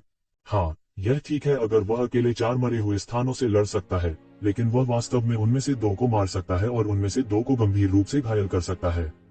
भले ही यह एक रूढ़िवादी मरे हुए दायरे में हो, ऐसी ताकत हासिल करना असंभव है। और मैंने सुना है कि वह केवल अमर दायरे में। लेकिन यह येजिवेन कहाँ से आया? मैंने उसके बारे में कभी क्यों नहीं सुना? आप में से किसी ने भी उसके बारे में नहीं सुना है। लेकिन यह भी बहुत सामान्य है। आखिरकार वह कोई विशेषज्ञ नहीं है जिसे हमारी हिडन वैली ने बचपन से पाला है। वह हमारी हिडन वैली में तब शामिल हुआ जब वह डेमिगॉड दायरे में पहुंचा। इससे पहले वह कभी भी गॉड दफन स्टार महासागर में नहीं गया था। यह सामान्य है कि बहुत से लोग उसके बारे में नहीं जानते। किसी ने समझाया, लेकिन अतीत में इस व्यक्ति से निपटना आसान नहीं था। अतीत में वह एक अधर्मी और अहंकारी व्यक्ति था, हालांकि उनकी ताकत भी बहुत अत्याचारी थी। एक अमर विरासत के समर्थन के अभाव में उनकी साधना गति उन अद्वितीय स्वर्ग के गौरव विशेषज्ञों की तुलना में बहुत तेज थी। वह एक अद्वितीय प्रतिभा भी है। यह वास्तव में हमारी हिडन वैली का सौभाग्य है कि ऐसा व्यक्ति हमारी हिडन वैली में शामिल हो गया है। वह परेशानी को भड़काने में बहुत अच्छा है। हमारी हिडन वैली में शामिल होना उसके लिए अच्छी बात है या नहीं, यह अभी भी अनिश्चित है। अचानक किसी ने जोर से आपत्ति की। सभी ने अपना सिर घुमाया और देखा कि यह एक सुंदर चेहरे वाला युवक था। हालांकि उनके चेहरे पर तिरस्कार के भाव थे। पहाड़ में कोई बाघ नहीं है और बंदर राजा होने का दावा करता है। इस बार अगर यह इस तथ्य के लिए नहीं था कि प्रमुख बलों ने स्वर्गीय दौड़ के अवशेषों को खत्म करने के लिए विशेषज्ञों को भेजा था, तो उसके पास नहीं होता सुर्खियों में रहने का मौका। उनके शब्द कठोर थे और उनका लहजा थोड़ा लापरवाह और तिरस्कारपूर्ण था। उसी समय दूसरी मंजिल पर निजी कमरे में बंदर अचानक उठ खड़ा हुआ और अपने दांत गड़ा दिए। उसके शरीर पर सुनहरे बाल लगभग समाप्त हो गए थे। इस आदमी के पास एक सस्ता मुंह है। यदि आपके पास क्षमता है तो जाए और तोड़ने की कोशिश कीजिए। निजी कमरे में कई लोगों ने एक दूसरे को देखा और हंसे। स्वाभाविक रूप से येज़िवेन मुख्य सीट पर बैठी थी। उन्हें धर्म राजा की समाधि से लौटे हुए 1 महीने से अधिक समय हो गया था। यहाँ तक फीनिक्स पुनर्जनन तकनीक के जादू के साथ उन्होंने अभी भी अपनी मूल जीवन शक्ति को फिर से भरने के लिए 1 महीने से अधिक का समय बिताया। उन स्वर्गीय जाति विशेषज्ञों को मारने और धर्म राजा के पुनरुत्थान को रोकने के कार्य को पूरा करने के बाद उसने कुल 1.8 मिलियन से अधिक दिव्य स्रोत प्राप्त किए। हालांकि थोड़े समय में उन्होंने अपनी जीवन शक्ति को बहाल करने के लिए 300,000 से अधिक का उपभोग किया। अब उसके हाथों में 1.5 मिलियन से अधिक दिव्य स्रोत शेष थे। एक अमर क्षेत्र देवता के लिए यह पहले से ही एक खगोलीय धन था। यहाँ तक येज़िवेन के लिए भी, जो फिजूल खर्ची करने के आदी थे, यह धन की कोई छोटी राशि नहीं थी। बंद कमरे के प्रशिक्षण से बाहर आने के बाद उसने समय निकालकर बंदर और अन्य लोगों को आमंत्रित किया। इस तरह उन्होंने सैकड़ों वर्षों तक एक दूसरे को नहीं देखा था। येज़िवेन मेजबान थी, इसलिए वे स्वाभाविक रूप से खुशी से आए। बंदर, नीली आंखों वाला गोल्डन टॉड, 10 एब्सोल्यूट सेंस और उसकी पीठ पर तलवार लिए युवक, झांग मियाओ और अन्य लोगों ने अब अपने ताव को साबित कर दिया था। उनमें से कुछ येज़िवेन की वजह से अपने ताव को सफलतापूर्वक साबित कर सके। प्रतियोगिता के कारण होने वाली शिकायतें लंबे समय से गायब हो गई थीं। चूंकि वे लगभग उसी समय हिडन वैली में शामिल हुए थे और प्रतिस्पर्धी माहौल अधिक तीव्र था, इसलिए उन्होंने एक छोटा समूह बनाया। इस छोटे समूह ने स्वाभाविक रूप से येज़िवेन के नेतृत्व का अनुसरण किया। हिडन वैली में उनके दाव को साबित करना एक दहलीज के रूप में माना जाता था। उन्हें वास्तव में हिडन वैली के उच्च अधिकारी माना जाता था। हालांकि सभी प्रकार की प्रतियोगिताएं और संघर्ष अभी भी जारी थे। विशेष रूप से देवताओं द्वारा खेती के लिए उपभोग किए गए संसाधन केवल खगोलीय थे। कई देवताओं ने हजारों वर्षों तक कोई प्रगति नहीं की थी। प्रतिभा की कमी के अलावा संसाधनों की कमी भी एक बड़ा कारण था। उनके पास जो धन था वह पहले से ही नश्वर लोगों के लिए एक खगोलीय आंकड़ा था। हालांकि यह अभी भी उनकी अपनी जरूरतों से दूर था। बंदर और अन्य लोगों के अलावा मू यूक्सी एक और मेहमान था। धर्म राजा की कब्र में जीवन और मृत्यु के अनुभव का अनुभव करने के बाद वह येज़िवेन से पहले ही आश्वस्त हो गई थी। अब वह इस छोटे से समूह में शामिल हो गई मानी जाती थी। इस छोटे समूह ने स्वाभाविक रूप से येज़िवेन के नेतृत्व का अनुसरण किया और यहाँ तक यह एक अमर विरासत की तरह लग रहा था। एक अमर विरासत के लिए सबसे महत्वपूर्ण बात एक अमर बिजलीघर होना था। बाकी सब अर्थहीन था। इस छोटे समूह में येज़िवेन की ताकत और प्रतिष्ठा स्वाभाविक रूप से अद्वितीय थी। भले ही वे घमंडी और अभिमानी प्रतिभाशाली थे, उन्हें यह स्वीकार करना पड़ा कि वे येज़िवेन से प्रभावित थे। पिछले 200 सालों में सबसे तेज सुधार करने वाला बंदर ही था। वह पहले से ही मध्यवर्ती अमर स्तर के शिखर पर पहुंच चुका था और उन्नत अमर स्तर के करीब था। यह कहा गया था कि हिडन वैली में एक बड़े शॉट से उसकी कीमत बढ़ गई थी और अब वह प्रशिक्षण का केंद्र बिंदु था। उस पर हर तरह के संसाधन डाले गए जिससे वह तेजी से सुधार कर सका। इस वजह से येज़िवेन को बंदर के आने की उम्मीद नहीं थी। हिडन वैली में बंदर की ताकत और रुतबे के साथ उसके लिए स्वतंत्र होना और लोगों का एक समूह इकट्ठा करना बहुत आसान होगा। हालांकि येज़िवेन के पास कोई भी सेना बनाने का विचार नहीं था। वह बस एक दूसरे का ख्याल रखना चाहता था। येज़िवेन की राय में इस समय उनकी ताकत थोड़ी कमजोर हो सकती है, लेकिन इन लोगों द्वारा अपने दाव को साबित करने के बाद हिडन वैली में कुछ बड़े शॉट्स द्वारा उन्हें तुरंत महत्व दिया गया और शिष्यों के रूप में स्वीकार किया गया। उनके पीछे जटिल संबंध थे और वे भविष्य में उसकी मदद करने में सक्षम हो सकते हैं। यद्यपि वह 1 महीने से अधिक समय से बंद कमरे में साधना कर रहा था, फिर भी वह बाहरी दुनिया से पूरी तरह अनभिज्ञ नहीं था। धर्मराजा के 10,000 स्पेल रूले द्वारा न केवल प्रमुख राजा स्तरीय संप्रदाय प्रतिष्ठित थे, बल्कि हिडन वैली में भी कई लोग थे जो इसे चाहते थे। इस महीने में एक कहावत फैलने लगी और वह थी येज़ेवेन को 10,000 स्पेल रूले सौंपना और उसे कुछ मुआवजा देना। धर्मराजा की ताकत अत्याचारी थी और वह एक आधा कदम सार्वभौम भगवान था। राजा स्तर के बिजली घरों में कुछ ही ऐसे थे जो उसके बराबर हो सकते थे। यहाँ तक राजा स्तर के बिजली घरों को भी 10,000 स्पेल रूले ने बहुत लुभाया था। अगर येज़ेवेन इस पूरे समय छिपे हुए शहर में नहीं छिपा होता तो शायद वह घात लगाकर बैठा होता। राजा स्तर के बिजली घर अपनी हैसियत के कारण कोई चाल नहीं चल सकते थे, लेकिन कई सर्वशक्तिमान संत थे। यह भी कारण था कि इस अवधि के दौरान येज़ेवेन इतनी कम महत्वपूर्ण रही थी। छिपी घाटी के अंदर ऐसी आवाजें कम नहीं थीं। येज़ेवेन केवल एक महत्वहीन अमर क्षेत्र विशेषज्ञ थे, इसलिए उन्हें 10,000 स्पेल रूलेट रखने की कोई आवश्यकता नहीं थी।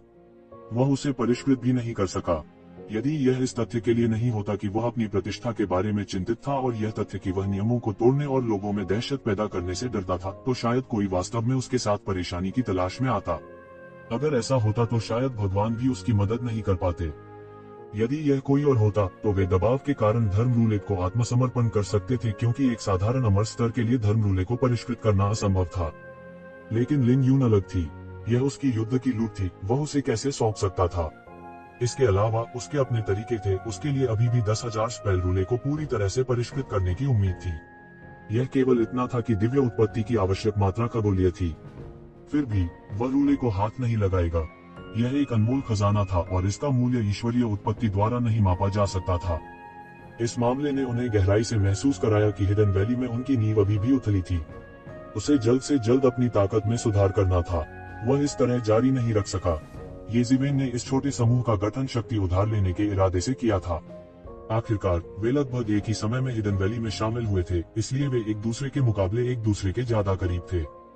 बंदर के व्याकुल भाव को देखकर सब एक दूसरे की ओर देखकर मुस्कुराए। येज़ेवेन ने कहा, शांत हो जाओ। तुम पहले ही अपने ताऊ को साबित कर चुके हो, फिर भी तुम अभी भी बहुत चिंतित हो।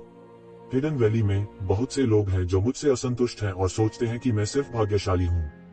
तुम कर सकते हो, यह सब अपने आप नहीं सिखाओ। निजी कमरे की साउंड प्रूफिंग बहुत अच्छी थी। वे बाहर की आवाजें सुन सकते थे, लेकिन उन्हें इस बात की चिंता नहीं थी कि अंदर की आवाजें बाहर के लोगों द्वारा सुनी जा रही हैं। यह टी हाउस पूरे हिडन सिटी में सर्वश्रेष्ठ में से एक था। यह बहुत महंगा था और यहाँ तक अगर वे यहाँ पैसा खर्च करना चाहते हैं तो देवताओं को भी एक चुटकी महसूस होगी। ऊपर के निजी कमरों का उल्लेख नहीं करना। जो लोग यहाँ पैसा खर्च कर सकते थे वे शीर्ष पावर हाउस थे और येज़ेवेन जैसे नवधनाढ्य भी थे। हालांकि यहाँ के व्यंजन बहुत अच्छे थे। एक देवता की साधना में केवल एक दंश से जबरदस्त सुधार होगा और वे अपनी साधना के सुधार को नियंत्रित करने में सक्षम नहीं होंगे। हालांकि यह थोड़ा महंगा था, यह इसके लायक था। देवताओं के लिए ये व्यंजन दुर्लभ व्यंजन थे। जब मैं उन्हें देखूंगा तो उन्हें सबक सिखाऊंगा। इन लोगों के पास कोई कौशल नहीं है, लेकिन ये अपनी पीठ पीछे बात करने में काफी अच्छे हैं। बूढ़ा सूरज इस तरह के लोगों से सबसे ज्यादा नफरत करता है। बंदर मुस्कुराया और आखिर में बैठ गया। हाँ, होना तो चाहिए, क्योंकि आप भी इस तरह के गपशप करने वाले से मिले हैं ना। पुराने वरिष्ठ द्वारा मूल्यवान है, इसलिए मुझे डर है कि आपके बारे में बहुत गपशप होनी चाहिए। येज़ेवेन ने मुस्कुराते हुए कहा। उसने पहले ही बंदर के विचारों को देख लिया था। ठीक है, कुछ लोग ऐसे गॉसिप वाले होते हैं। वे मुझे लड़ाई में हरा नहीं सकते हैं, इसलिए वे केवल मेरी पीठ पीछे बात कर सकते हैं। वे बहुत बेशर्म हैं। बंदर ने इससे इनकार नहीं किया और सिर हिलाया। सभी ने एक के बाद एक सिर हिलाया, क्योंकि वे सभी बीज शिष्यों के रूप में वर्गीकृत थे और हालांकि वे येज़ेवेन की तरह चौंकाने वाले नहीं थे, लेकिन वे अभी भी उससे कमतर थे और कई लोग थे जो उनकी पीठ पीछे इशारा कर रहे थे। ईर्ष्यालु और घृणास्पद। उन पर ध्यान मत दो। जैसा कि कहा जाता है, जो ईर्ष्या को आकर्षित नहीं करते हैं वे औसत दर्जे के होते हैं। यहाँ हर कोई एक अद्वितीय प्रतिभा है। कुछ लोगों के लिए शिकायत करना सामान्य है। ये लोग कुछ भी सही नहीं कर सकते। डॉन, उन पर बिल्कुल ध्यान मत दो, उन्हें अपने लिए लड़ने दो। मुयूसी ने कहा। इन लोगों के बीच वह निश्चित रूप से वरिष्ठों में वरिष्ठ मानी जाती थी। वह जानकार थी और उसने बहुत कुछ देखा था। स्वाभाविक रूप से वह उनसे ज्यादा शांत थी। ठीक कहा, बड़ी बहन सही कह रही है। बस इतना ही, जो ईर्ष्या को आकर्षित नहीं करते हैं वे औसत दर्जे के हैं। इन लोगों की गपशप पर ध्यान मत दो, येज़ेवेन ने हंसते हुए कहा। इस समय उसका घायल भगवान की उत्पत्ति अपनी मूल स्थिति में वापस आ गई थी। वह एक अच्छे मूड में था और शिखर तक पहुंचना शुरू कर सकता था। अमर स्तर। उसके अमर स्तर के शिखर पर प्रवेश करने के बाद उसकी साधना आगे बढ़ सकती थी। उस समय उसे शाश्वत क्षेत्र में कमजोर नहीं माना जाएगा। इसके अलावा वह 10 साल से भी अधिक समय बाद आदरणीय युआन मियाओ के साथ व्यवस्थित लड़ाई के बारे में अधिक आश्वस्त थे। चूंकि किनली ने भी उन्हें सावधान रहने की याद दिलाई थी, आदरणीय युआन मियाओ की ताकत को कम करके नहीं आंका जाना चाहिए। वह नहीं जानता था कि उसने अपनी ताकत बढ़ाने के लिए कौन सा तरीका अपनाया था और न ही उसे यह पता था कि उसने कितना भुगतान किया था। हालांकि उन्हें हमेशा सावधान रहना था और तैयार रहना था। इस व्यवस्थित लड़ाई में असफलता के लिए कोई जगह नहीं थी। आदरणीय युआन मियाओ से हारना कोई बड़ी बात नहीं थी। हालांकि वह प्राचीन फीनिक्स वर्ल्ड में हुआ मैनधान के दामाद का स्थान पाने के लिए दृढ़ था। हिडन वैली को भी एक स्थान आवंटित किया गया था। हालांकि एक ही जगह मिली थी। केवल सम्राट की विरासत में 2 स्थान थे।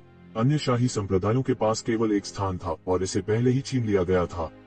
उसके पास इसे हिडन वैली से प्राप्त करने का अवसर नहीं था। वह केवल वह स्थान प्राप्त कर सकता था जो मूल रूप से मार्शल संप्रदाय से युआन परिवार का था। उसने प्राचीन फीनिक्स वर्ल्ड में घुसपैठ की थी, लेकिन वह इसे दोबारा नहीं कर सका। इसलिए उसके लिए जबरदस्ती घुसपैठ करना और हुआ मेघान को अपने साथ ले जाना लगभग असंभव था। इसलिए वह उसे केवल निष्पक्ष और सही तरीके से दूर ले जा सकता था। यह भी वह निर्णय था जो उसने लंबे समय तक विचार करने के बाद लिया था। ज्यादा लोग नहीं थे, इसलिए जो आ सकते थे वे अभिजात वर्ग के कुलीन होंगे। उनमें से प्रत्येक एक अद्वितीय प्रतिभा थी।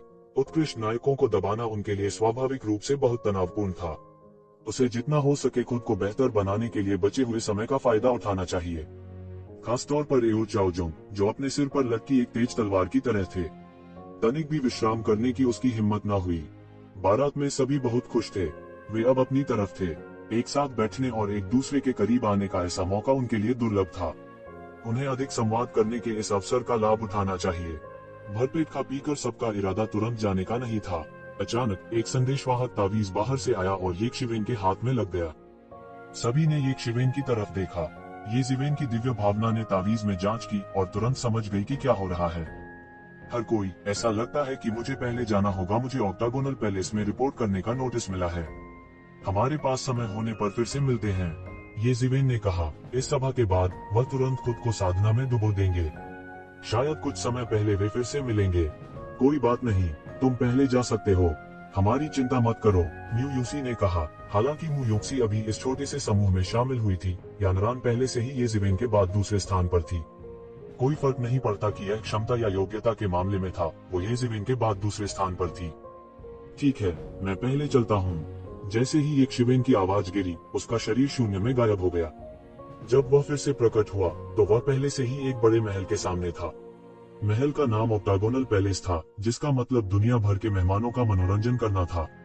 यह एक महल भी था जिसे केवल तभी खोला जाता था जब सप्ताह के दिनों में विशिष्ट अतिथि आते थे। जैसे ही ये शिवेन प्रकट हुए, महल की रखवाली करने वाले शिष्य उनका अभिवादन करने के लिए आगे आए। इन शिष्यों के पास केवल देवता का साधना स्तर था। यहाँ तक कि नेता भी प्रारंभिक अमर स्तर पर ही था। ये शिवेन की तुलना में उनकी क्षमता और स्थिति बहुत हीन थी। उन्होंने ये शिवेन के सामने गुस्ताखी करने की हिम्मत नहीं की। भाई, ये तुम यहाँ हो। जाहिर है उन्हें खबर पहले ही मिल गई थी, इसलिए उन्होंने उसे डांटा नहीं। इसके बजाय उन्होंने तुरंत ये शिवेन को पहचान लिया। ये शिवेन ने सिर हिलाया और फिर नेता से पूछा, क्या बात है? तुमने मुझे यहाँ आने के लिए क्यों कहा? वह नेता जो प्रारंभिक अमर स्तर पर था, वही था जिसने उसे अभी अभी संदेश भेजा था। वरिष्ठ भाई को रिपोर्ट करना, हम इस मामले के बारे में बहुत स्पष्ट नहीं है। हमें एल्डर गोम से एक आदेश मिला है, इसलिए हमने यह जानकारी वरिष्ठ भाई को दे दी है। हालांकि यह पवित्र आत्मा परिवार से संबंधित प्रतीत होता है, जहां तक मालूम है। कप्तान ने सावधानी से उत्तर दिया। धन्यवाद। ये शिवेन ने अपने हाथों को सहलाया और कहा। उनका हृदय दर्पण के समान था। आखिरकार होली घोस्ट फैमिली के लोग आ गए। उन्होंने अब और परवाह नहीं की और सीधे मुख्य हॉल में चले गए। अचानक उसके सामने कुछ आकृतियां प्रकट हुई। ऑक्टागोनल पैलेस एक विशेष प्रकार की चट्टान से बनाया गया था जो गॉड डफन स्टार ओशन की मूल निवासी थी। यह बहुत समय पहले बनाया गया था, इसलिए इसने एक साधारण और अलंकृत आभा बिखेरी। मुख्य आसन पर एक शालीन और विलासी वस्त्र पहने अधेड़ उम्र का व्यक्ति बैठा था। वह छिपे हुए शहर का प्रधान एल्डर था जो एक उच्च पद पर था। उनकी साधना भी अत्यंत गहन थी। ज्वाला भगवान ने छिपे हुए शहर में आने से पहले ये शिवेन को छिपे हुए शहर के मामलों और रिश्तों के बारे में कुछ संकेत भी दिए थे। आखिरकार ईश्वर परिवर्तन, रसातल और रक्त जेल के संबंध में ज्वाला भगवान कई मामलों के प्रभारी थे। छिपा हुआ शहर उसके नियंत्रण में नहीं था। दूसरे शब्दों में, यह उसका क्षेत्र नहीं था। यहाँ तक अगर यह हिडन वैली का क्षेत्र भी था तो वह बहुत गुस्ताखी नहीं कर सकता था। एल्डर गोन के अलावा एक महिला भी थी। इस महिला ने हल्के नीले रंग का लहंगा पहना हुआ था। उसने एक शांत आभा बिखेरी, लेकिन उसकी आंखों में अहंकार और हिंसा का संकेत था। यह महिला बहुत गहराई तक छिपी थी, लेकिन ये शिवेन की नजरों से बचना मुश्किल था। वह गहन कौशल के साथ एक भयानक देवता भी थी। उसके पीछे कुछ लोग थे, कुछ युवा थे, कुछ पुरुष थे और कुछ महिलाएं थीं। बूढ़े तो इस औरत के नौकर लग रहे थे। जहां तक युवा लोगों की बात है, येज़ेबेल ने अनुमान लगाया कि वे शायद पवित्र आत्मा परिवार के उत्कृष्ट शिष्य थे। वे महिला के अनुयायी भी हो सकते हैं, ठीक उसी तरह जैसे संत वूफा के भी कई अनुयायी थे। या शायद यह दोनों था। येज़ेबेल अंदर गए और तुरंत पता चला कि हर कोई उन्हें देख रहा था, विशेष रूप से पवित्र आत्मा परिवार के लोग। उनकी निगाहें काफी अमित थीं। विशेष रूप से उस महिला की नजर येज़ेबेल पर मजबूती से टिकी हुई थी। ऐसा लग रहा था जैसे वह उसके आर पार देखना चाहती हो। उसे लगा जैसे कोई तेज ब्लेड उसके शरीर को नोच रहा हो। अभिवादन एल्डर गोंग। येज़ेबेल ने अपने हाथों को थपथपाया और कहा, क्या मैं जान सकता हूँ कि एल्डर गोंग ने मुझे क्यों बुलाया है? क्या तुम वही येज़ेबेल हो? इस समय महिला के पीछे एक युवक आगे बढ़ा और उसके चेहरे पर अहंकार का संकेत दिया। तुम अभी भी मूर्ख होने का नाटक कर रहे हो। तुम्हें पता होना चाहिए कि हम यहाँ क्यों हैं। एल्डर गोंग, क्या मैं जान सकता हूँ कि यह व्यक्ति पवित्र आत्मा परिवार से कौन है? येज़ेबेल ने उस आदमी की तरफ देखा भी नहीं। उसने केवल युवती की ओर देखा और पूछा, अभिमानी, अभिमानी। ये मूल्यांकन एक के बाद एक पवित्र आत्मा कबीले के लोगों के मुंह से निकले। येज़ेबेल के शब्दों का निहितार्थ यह था कि वह केवल इस आलीशान कपड़े पहने महिला में दिलचस्पी रखता था। अन्य लोग उसका ध्यान आकर्षित नहीं कर सके। बूढ़ों को तो भूल ही जाए, वे पहले से ही अपने आप को गुलामों के रूप में पहचान चुके थे, इसलिए इसे कोई फर्क नहीं पड़ता था। हालांकि युवा और हृष्ट पुष्ट पुरुष और महिलाएं इसे और अधिक सहन नहीं कर सके। वे इस महिला के अनुयायी थे, लेकिन साथ ही वे प्रसिद्ध पावर हाउस भी थे। वे उस तरह की पुरानी प्राचीन वस्तुएं नहीं थी जो सैकड़ों हजारों वर्षों या यहाँ तक कि लाखों वर्षों तक जीवित रहीं। येज़ेबेल ने वास्तव में उन्हें अनदेखा करने का साहस किया था। यह अचानक जनता के गुस्से को भड़काने के समान था। तुम्हें क्या लगता है कि तुम कौन हो? तुम्हारी हिम्मत कैसे हुई हमें नजरअंदाज करने की? वह आदमी विशेष रूप से क्रोधित था। यह ठीक होता अगर येज़ेबेल उन प्रसिद्ध अद्वितीय प्रतिभाओं में से एक होती। हालांकि येज़ेबेल केवल एक जूनियर थी जो हाल के वर्षों में उभरी थी। उसकी खेती की उम्र उसकी खुद की उम्र का एक अंश भी नहीं थी, और वह केवल इसलिए प्रसिद्ध था क्योंकि उसके पास कुछ कुत्ते की किस्मत थी। फिर भी उसने वास्तव में इस समय इतना अहंकारी होने का साहस किया। धत्तेरी की यह कहावत कि एक वन के पास इतना बड़ा सौदा लेने के लिए कुछ नसीब था, न केवल हिडन वैली में था बल्कि पूरे गॉड ड्यूरियल स्टार ओशन में भी था। यह कहावत बहुत प्रचलित हुई। उनकी राय में अगर वे सुपर विशेषज्ञ और भगवान चले गए होते तो येज़ेबेल इतना घमंडी कैसे हो सकता था? वह केवल भाग्यशाली था और अब उसने वास्तव में उन्हें अनदेखा करने का साहस किया। यह असहनीय था। येज़ेबेल ने एक बार फिर उस आदमी को नजरअंदाज कर दिया और सीधे उस महिला की ओर शांत भाव से देखा। चलो मैं तुम्हारा परिचय कराती हूँ। सब लोग, यह मेरी हिडन वैली का नवोदय हुआ अद्वितीय स्वर्ग का गौरव है, येज़ेबेल। एल्डर गोंग ने अपने चेहरे पर मुस्कान के साथ कहा। उन्हें नहीं लगा कि अतुलनीय स्वर्ग का गौरव शब्द का प्रयोग करने में कुछ गलत है। हालांकि गलियों में अफवाहें थीं कि उसके पास कुछ कुत्ते की किस्मत है, उसने इसकी बिल्कुल भी परवाह नहीं की। भले ही उसने 10,000 स्पेल रूले को जब्त कर लिया हो, जब कोई बड़ा शॉट मौजूद नहीं था, तो वह कैसे अमर स्टेज पावर हाउस हो सकता है? अकेले 4 अनंत स्टेज पावर हाउस के खिलाफ लड़ सकता है और 2 मृत और 2 घायलों के साथ समाप्त हो सकता है, नकली हो। इस तरह के युद्ध के रिकॉर्ड को कैसे एक अद्वितीय स्वर्ग का गौरव कहा जा सकता है? यदि इसे स्वर्ग का अद्वितीय गौरव नहीं माना जाता तो एक खोज कर देखो। एल्डर गोंग इन लोगों के विचारों से परेशान नहीं हो सकता था। वे ईर्ष्या से अंधे हुए लोगों का एक समूह थे। हम क्या अद्वितीय स्वर्ग का गौरव है? यह सिर्फ एक अपात्र प्रतिष्ठा है, उस आदमी ने धीमी आवाज में कहा, लेकिन वहां मौजूद सभी लोगों ने सुन लिया। एल्डर गोंग का चेहरा तुरंत बदसूरत हो गया। ये येज़ेबेल से नहीं बल्कि उससे सवाल कर रहा था। वह क्रोधित कैसे नहीं हो सकता था? यह लिंग की उन पवित्र आत्मा परिवार के लिंग परिवार से है। एल्डर गोंग ने उदासीनता से कहा। होली स्पिरिट फैमिली के बार बार उकसाने की वजह से वह नाखुश भी था। येज़ेबेल पवित्र आत्मा कबीले की नजर में युवा पीढ़ी का सदस्य था। हालांकि ये लोग उनकी नजर में युवा पीढ़ी के सदस्य भी थे। उन्होंने उसके सामने ठहाके लगाने की हिम्मत की थी। वह अपने दिल में नाराजगी कैसे महसूस नहीं कर सकता था? लिंग क्यूओंग। येज़ेबेल थोड़ा हैरान थी कि जो व्यक्ति आया था वह पवित्र आत्मा परिवार से नहीं था। हालांकि होली स्पिरिट परिवार एक होने का दावा करता था और दोनों परिवार कई पीढ़ियों से विवाह से जुड़े हुए थे, वास्तव में वे अखंड नहीं थे। क्या मैं जान सकता हूं कि मिस लिंग क्यों आई है? ये जिवेन ने बेहोश होकर पूछा, ये जिवेन, तुम्हें अभिनय करने की आवश्यकता नहीं है, आपको हमारे यहाँ आने के उद्देश्य के बारे में स्पष्ट होना चाहिए। लिंग क्यून के आदेश के तहत उस व्यक्ति ने शांति से कहा। ये जिवेन ने उपहास किया, मैं तुम्हारे मालिक से बात कर रही हूँ।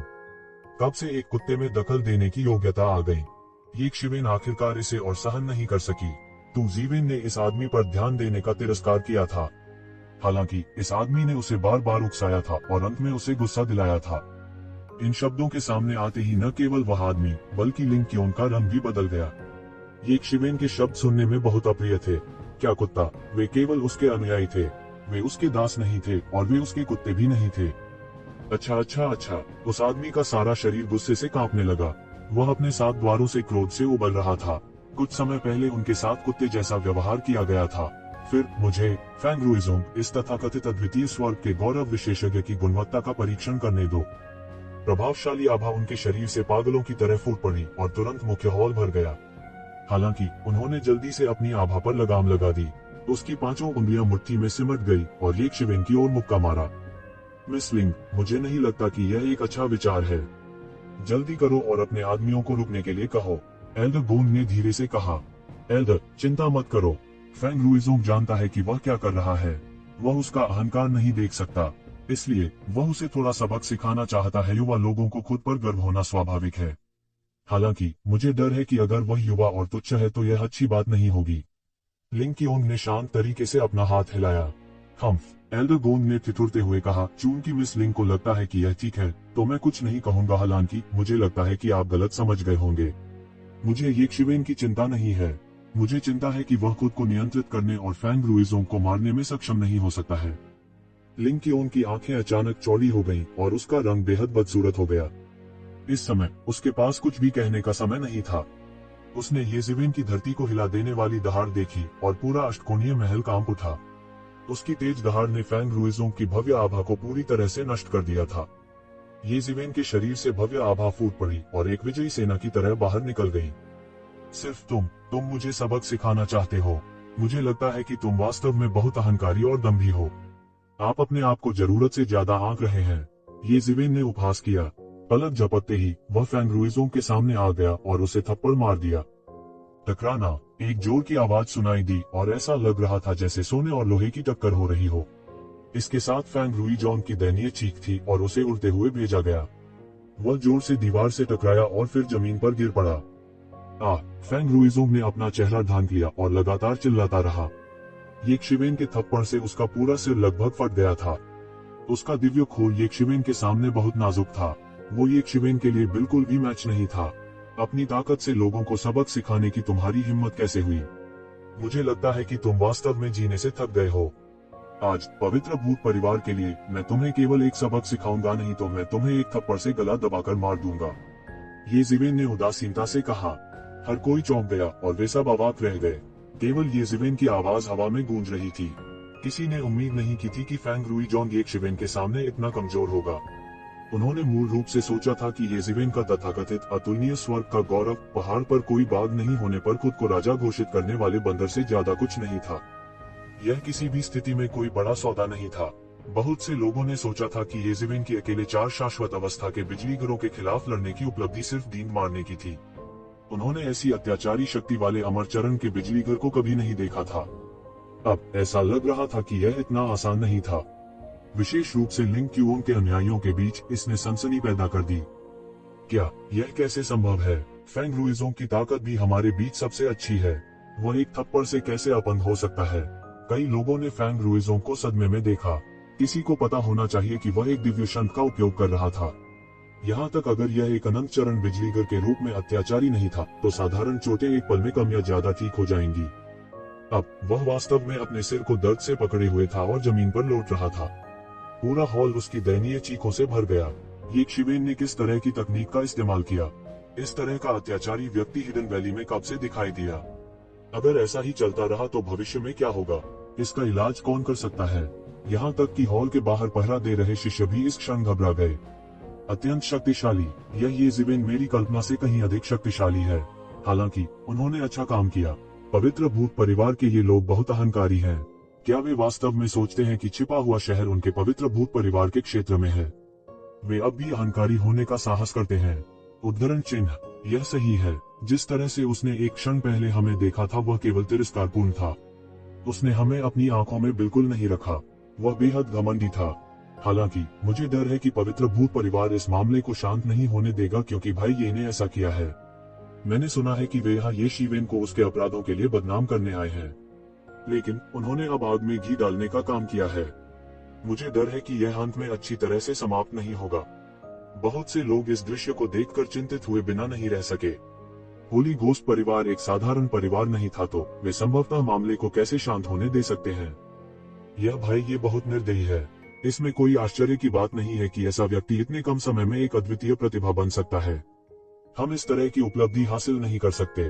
कोई आश्चर्य नहीं कि मैंने सुना है कि वह अतीत में एक अधर्मी व्यक्ति था। जिन लोगों ने उन्हें नाराज किया उनका अंत अच्छा नहीं रहा। क्या ऐसा हो सकता है कि होली स्पिरिट परिवार के लोगों ने सोचा हो कि वह एक सामान्य व्यक्ति था जिसे आसानी से डराया जा सकता था? कोई आश्चर्य नहीं कि मैंने सुना कि वह अतीत में एक अधर्मी व्यक्ति था। क्यों अभी तक वहां अचंभे में खड़े हो, जल्दी करो और उसे बचाओ। जैसे ही उसने कहा, लिंग कियोन का रंग बदसूरत हो गया। एक क्षण पहले एल्डरगोन के शब्द उसके चेहरे पर एक बड़े तमाचे की तरह थे। उसने कहा था कि वो ये जिवेन को सबक सिखाएगी। हालांकि ये जिवेन ने अपनी हरकतों का इस्तेमाल करते हुए उसके चेहरे पर बेरहमी से थप्पड़ मारा था। वास्तव में उसका चेहरा लाल हो गया था। हालांकि उनके लिए अपने अनुयायियों को छोड़ना असंभव था। उसके आदेश के तहत उसके पीछे के विशेषज्ञों ने तुरंत कार्रवाई की। उन्होंने फैंग रुइजों को उठने में मदद की और उन्हें एक औषधीय गोली दी। तभी उसके शरीर पर चोट के निशान बंद हुए। उसका सिर, जो फूटने के कगार पर था, तुरंत ठीक हो गया। हालांकि उसने इस समय येक्षिवेन को चुनौती देने की हिम्मत नहीं की। तो वो येक्षिवेन के साथ परेशानी की तलाश करने की हिम्मत कैसे कर सकता था?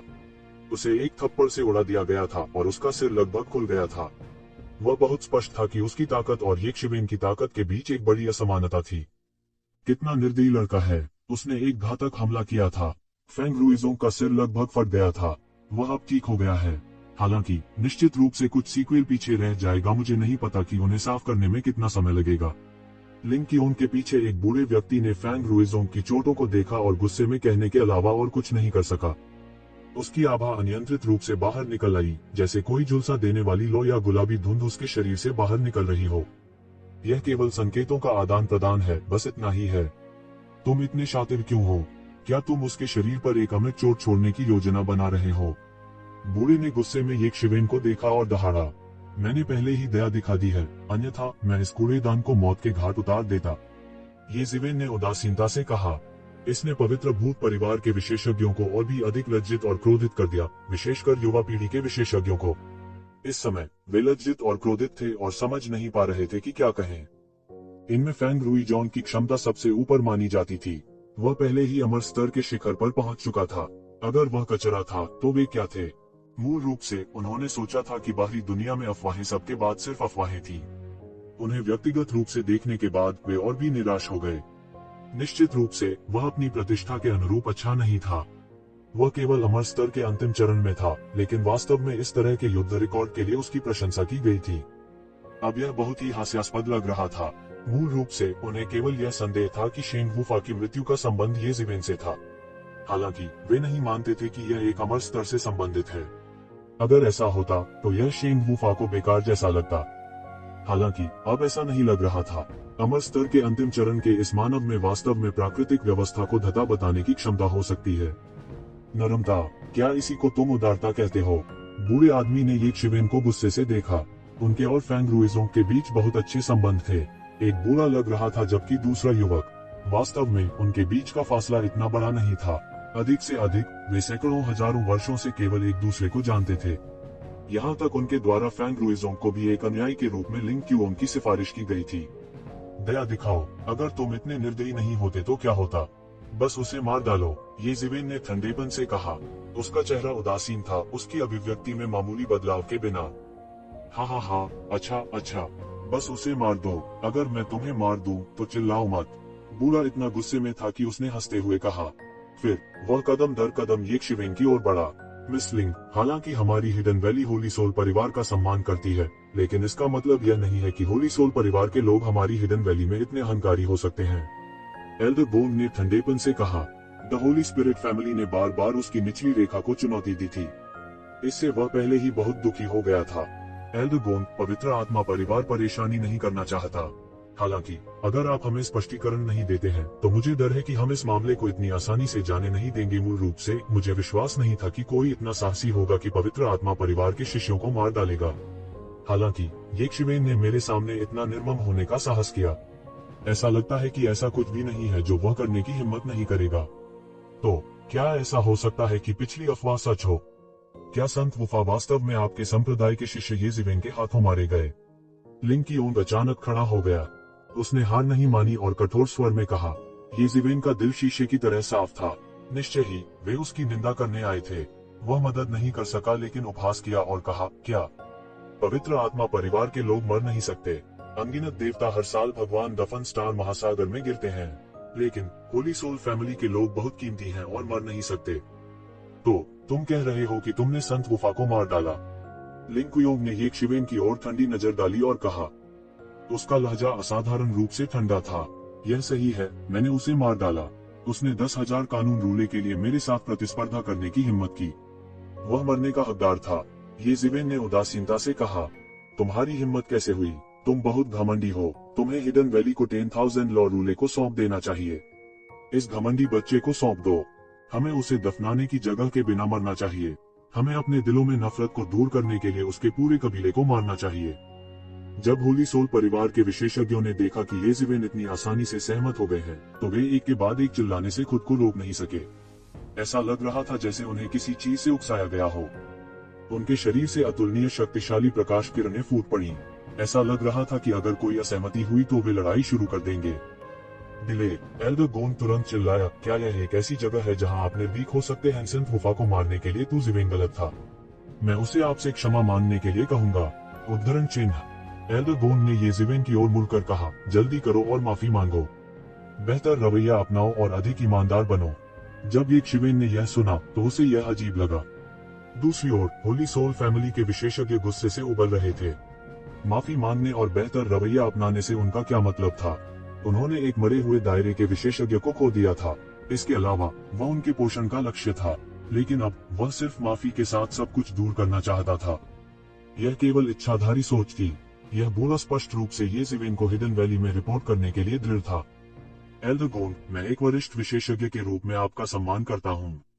हालांकि आप इस तरह येशिवेन का पक्ष नहीं ले सकते। वह अहंकारी है और हमारे पवित्र आत्मा परिवार को अपनी आंखों में नहीं रखता है। अगर हम उसे जाने देंगे तो हमारे पवित्र आत्मा परिवार का चेहरा कहाँ होगा? उस बूढ़े ने अपने क्रोध को शांत करते हुए कहा, पवित्र आत्मा परिवार के चेहरे का मुझसे क्या लेना देना है? एल्डरगोन ने ठंडेपन से कहा। उन्होंने शो करने की भी जहमत नहीं उठाई। वह बूढ़ा गुस्से से पागल हो गया। यह मत भूलो कि प्रमुख बलों के बीच समझौते के अनुसार भगवान दफन स्टार महासागर में वह व्यर्थ मर जाएगा। जिसने उसे खुद को कम आंकने और 10,000 विधि रूले को छीनने की कोशिश करने के लिए कहा। इस समय येशिवेन ने बीच में आकर कहा, वह बिना ताकत के इतना कीमती खजाना प्राप्त करना चाहता है। अगर यह खुद को कम आंकना नहीं है तो क्या है? अच्छा, खुद को ज्यादा आंकना। मुझे लगता है कि आप भी खुद को जरूरत से ज्यादा आंक रहे हैं। आप सिर्फ एक चींटी हैं, फिर भी आपने हमारे पवित्र आत्मा परिवार को भड़काने की हिम्मत की है। रुको जब तक मैं तुम्हें नीचे नहीं उतार देता। वह बूढ़ा पहले से ही गुस्से से उबल रहा था। उसके पास सोचने का समय नहीं था। उसका बड़ा हाथ एक विशाल भयंकर पंजे में बदल गया और येशिवेन की ओर बढ़ गया। पंजा आकाश में शिकार के एक पक्षी की तरह था। यदि पंजा उस पर लगे तो भगवान की हड्डियां भी चुभ जाएंगी। तुम्हारी हिम्मत कैसे हुई? एल्डरगोन गुस्से में था। यह पवित्र आत्मा परिवार बहुत ही दिलेर था। यह बस घृणास्पद था। जैसे ही वह हमला करने वाला था, उसने येशिवेन को इत्मीनान से कहते हुए सुना, एल्डर, आपको चिंता करने की जरूरत नहीं है। जैसा कि कहा जाता है, चिकन को मारने के लिए कसाई के चाकू का उपयोग करने की कोई आवश्यकता नहीं है। इस तरह के बेकार मुर्गे और मिट्टी के बर्तन बनाने वाले कुत्ते से निपटने के लिए मैं अकेला ही काफी हूँ। यह देखकर बूढ़ा बहुत खुश हुआ। उन्हें सबसे ज्यादा डर था कि एल्डरगोन कमजोरों को धमकाएगा और उन पर हमला करने के लिए उनकी वरिष्ठता का फायदा उठाएगा। अब जब येशिवेन ने ऐसा कहा था तो यह उसके लिए बहुत बड़ी बात थी। तुम अपनी मौत खुद ढूंढ रहे हो। इस बार तुम्हें कोई नहीं बचा सकता। बूढ़ा तुरंत हंसा और ठंड से सूंघने लगा। जैसे ही उसने बोलना समाप्त किया, उसके बड़े हाथ ने पहले ही येशिवेन का सिर पकड़ लिया था। यह एक शाश्वत अवस्था की आभा थी। इस प्रकार का दबंग आभामंडल कुछ ऐसा था जो एक सनातन अवस्था विशेषज्ञ भी धारण नहीं कर सकता था। यह कहना मुश्किल है कि कौन अपनी मौत की मांग कर रहा है। चूंकि तुमने इतने सारे लोगों के सामने मुझ पर हमला करने की हिम्मत की है, इसलिए मुझे असभ्य होने का दोष मत दो। पवित्र आत्मा परिवार की प्रतिष्ठा केवल इतने ही पैसों के बराबर है। मैंने आपको पहले ही चेहरा दे दिया है। चूंकि तुम सब बेशर्म हो, तो अपनी मौत की तलाश के लिए दूसरों को दोष मत दो। इस समय येशिवेन ने ठंडेपन से कहा। उसका शरीर एक चौंकाने वाली आभा के साथ फट गया। यह अज्ञात था कि जब उसने फैंग रुइजोंग से निपटा था, तो उसकी तुलना में यह कितनी गुना अधिक अत्याचारी थी। उनका पूरा शरीर एक राक्षसी तूफान बनाने वाले सुनहरे भंवर की तरह कानूनों से घिरा हुआ था। उसके शरीर का हर रोम रोम खुल गया और एक चौंकाने वाली तलवार आभा बिखेर दी। फिर यह भयंकर रूप से भड़क उठा और तलवार की आभा आकाश तक पहुंच गई। यह सीधे उस बड़े हाथ पर जा गिरा जो उसे पकड़ रहा था। टकराना, विशाल का हाथ मौके पर ही कट गया। पूरा बड़ा हाथ मौके पर ही फट गया। तलवार का इरादा शून्य में बढ़ा और सीधे बूढ़े व्यक्ति के शरीर पर जा गिरा। वह बूढ़ा चिल्लाया और अपना कंधा ढक लिया। खून लगातार बहता रहा। यह पता चला कि उसका पूरा हाथ हवा में येशिवेन की तलवार की आभा से नष्ट हो गया था। खून फव्वारे की तरह फूट पड़ा और इसे रोका नहीं जा सका। येशिवेन की तलवार अभी भी घाव पर टिकी हुई थी, इसलिए वह घाव की मरम्मत भी नहीं कर सकता था। अपने हाथ को फिर से बढ़ाने की तो बात ही छोड़िए। एक शाश्वत क्षेत्र के गुरु के लिए यह केवल एक अकल्पनीय बात थी। बूढ़े आदमी ने येशिवेन को डरावनी दृष्टि से देखा। उसे उम्मीद नहीं थी कि येशिवेन की तलवार की इतनी तेज होगी। लगभग एक ही पल में येशिवेन की तलवार की ने उसके आक्रमण को तोड़ दिया था। इसके अलावा येशिवेन की तलवार की उसके शरीर पर पलटवार भी कर सकती थी। इस तरह का हमला बिल्कुल अनसुना था। यह अकल्पनीय था कि कोई इस स्तर तक पहुंच सकता है। यह किस तरह का हमला है? तलवार का इरादा वास्तव में शून्य में घुस गया और शरीर पर हमला किया। होली घोस्ट फैमिली के विशेषज्ञों ने सदमे में कहा, देवताओं के स्वाभाविक रूप से अपने स्वयं के साधन थे और मरे हुए क्षेत्र के देवता और भी असाधारण थे। हालांकि वे आपके सामने खड़े थे, उनके वास्तविक शरीर पहले से ही अंतरिक्ष की अनगिनत परतों के पीछे हो सकते हैं, परत दर परत। यदि मरे हुए क्षेत्र के देवता अनिच्छुक थे, तो अमर क्षेत्र के देवताओं के लिए उनके संपर्क में आना एक बड़ी समस्या होगी। इसलिए जब उन्होंने येशिवेन की तलवार के इरादे को शून्य में घुसते और बूढ़े व्यक्ति के शरीर को घायल करते देखा, तो वे बहुत चौंक गए। यह एक भयानक तरीका था जो उनकी समझ से परे था। कई लोगों की आंखें भर आईं। उसके पास वास्तव में एक शाश्वत क्षेत्र विशेषज्ञ को घायल करने का एक तरीका है। येशिवेन ने इस बात की परवाह नहीं की कि दूसरे क्या सोचते हैं। इससे पहले कि कोई प्रतिक्रिया दे पाता, उसने अपनी पांचों उंगलियों को मुट्ठी में बंद कर लिया और मुक्का मार दिया। मुट्ठी की ऊर्जा भी विशाल आकाश में चुभ गई। एक सेकंड के अंश में यह शाश्वत लग रहा था। एक झटके में वह बूढ़े आदमी के सामने आ गया। गति इतनी तेज थी कि बूढ़े को भी अपने बचाव का समय नहीं मिला। येशिवेन सीधे शून्य की परतों में घुस गई और उसके चेहरे पर प्रहार किया। बूम! जोरदार धमाका हुआ। येशिवेन की मुक्के से शाश्वत दायरे के विशेषज्ञ को चोट लगी। उसका पूरा शरीर आकाश में उड़ गया और उसके मुंह से खून निकलने लगा। स्विश! एक हिंसक आवाज आई। अनंत क्षेत्र विशेषज्ञ सीधे अष्टकोणीय महल की दीवार से टकराया। फिर वह नीचे फिसल गया और हिल नहीं सका। उसे केवल यही लगा कि उसके शरीर की सारी हड्डियां टूटने वाली हैं। उसे नहीं पता था कि येशिवेन की मुट्ठी से उसके शरीर की कितनी हड्डियां टूट गई थीं। लंबे समय के बाद भीड़ ने अंततः प्रतिक्रिया व्यक्त की, विशेष रूप से होली घोस्ट परिवारों के विशेषज्ञों ने। उस समय उनके भाव दंग रह गए थे। वे पूरी तरह से स्तब्ध थे। वह इंसान नहीं था, है ना? वह मानव की खाल में एक क्रूर जानवर था। उन्होंने एक ही मुक्के से एक अविनाशी क्षेत्र विशेषज्ञ की सभी हड्डियों को चकनाचूर कर दिया था। वह व्यवहारिक रूप से एक राक्षस था। माय गॉड, क्या यह आदमी इंसान है? मैंने कभी इतने मजबूत शरीर वाले इंसान के बारे में नहीं सुना। अनुभवी और ज्ञानी देवता भी स्तब्ध रह गए, मानो उन्होंने ऐसा क्रूर व्यक्ति पहले कभी नहीं देखा हो। यह कैसे हो सकता है? वह सिर्फ एक राक्षस है। अफवाहें सभी सच हैं। उसने वास्तव में अकेले ही 4 शक्तिशाली अविनाशी दायरे के विशेषज्ञों पर कब्जा कर लिया और यहाँ तक गंभीर रूप से घायल होकर उन्हें मार डाला। पवित्र आत्मा परिवार के ये विशेषज्ञ पागल होने वाले थे। यहाँ तक एक मरे हुए दायरे के विशेषज्ञ का भी अंत इस तरह हुआ, उनकी तो बात ही छोड़ दें। वे लगभग मौत से डर गए थे। तो ज़िवेन ने उपहास किया। इस बूढ़े व्यक्ति के पास अच्छी खेती थी, लेकिन चाहे वह शेंग वुफा हो या चांग म्यूजू, उनकी खेती उससे कहीं बेहतर थी। वे बिल्कुल समान स्तर पर नहीं थे। यहाँ तक शेंग वुफा और चांग म्यूजू भी उसके मैच नहीं थे। इस बूढ़े आदमी की तो बात ही छोड़िए। इसके अलावा 10,000 लॉकिंग के मकबरे की यात्रा के बाद येशिवेन ने बहुत सारी अंतर्दृष्टि प्राप्त की थी। उसकी खेती लगातार ऊंची होती जा रही थी और वह पहले से ही एक सफलता के कगार पर था। लिंग की उनकी अभिव्यक्ति बेहद अजीब थी।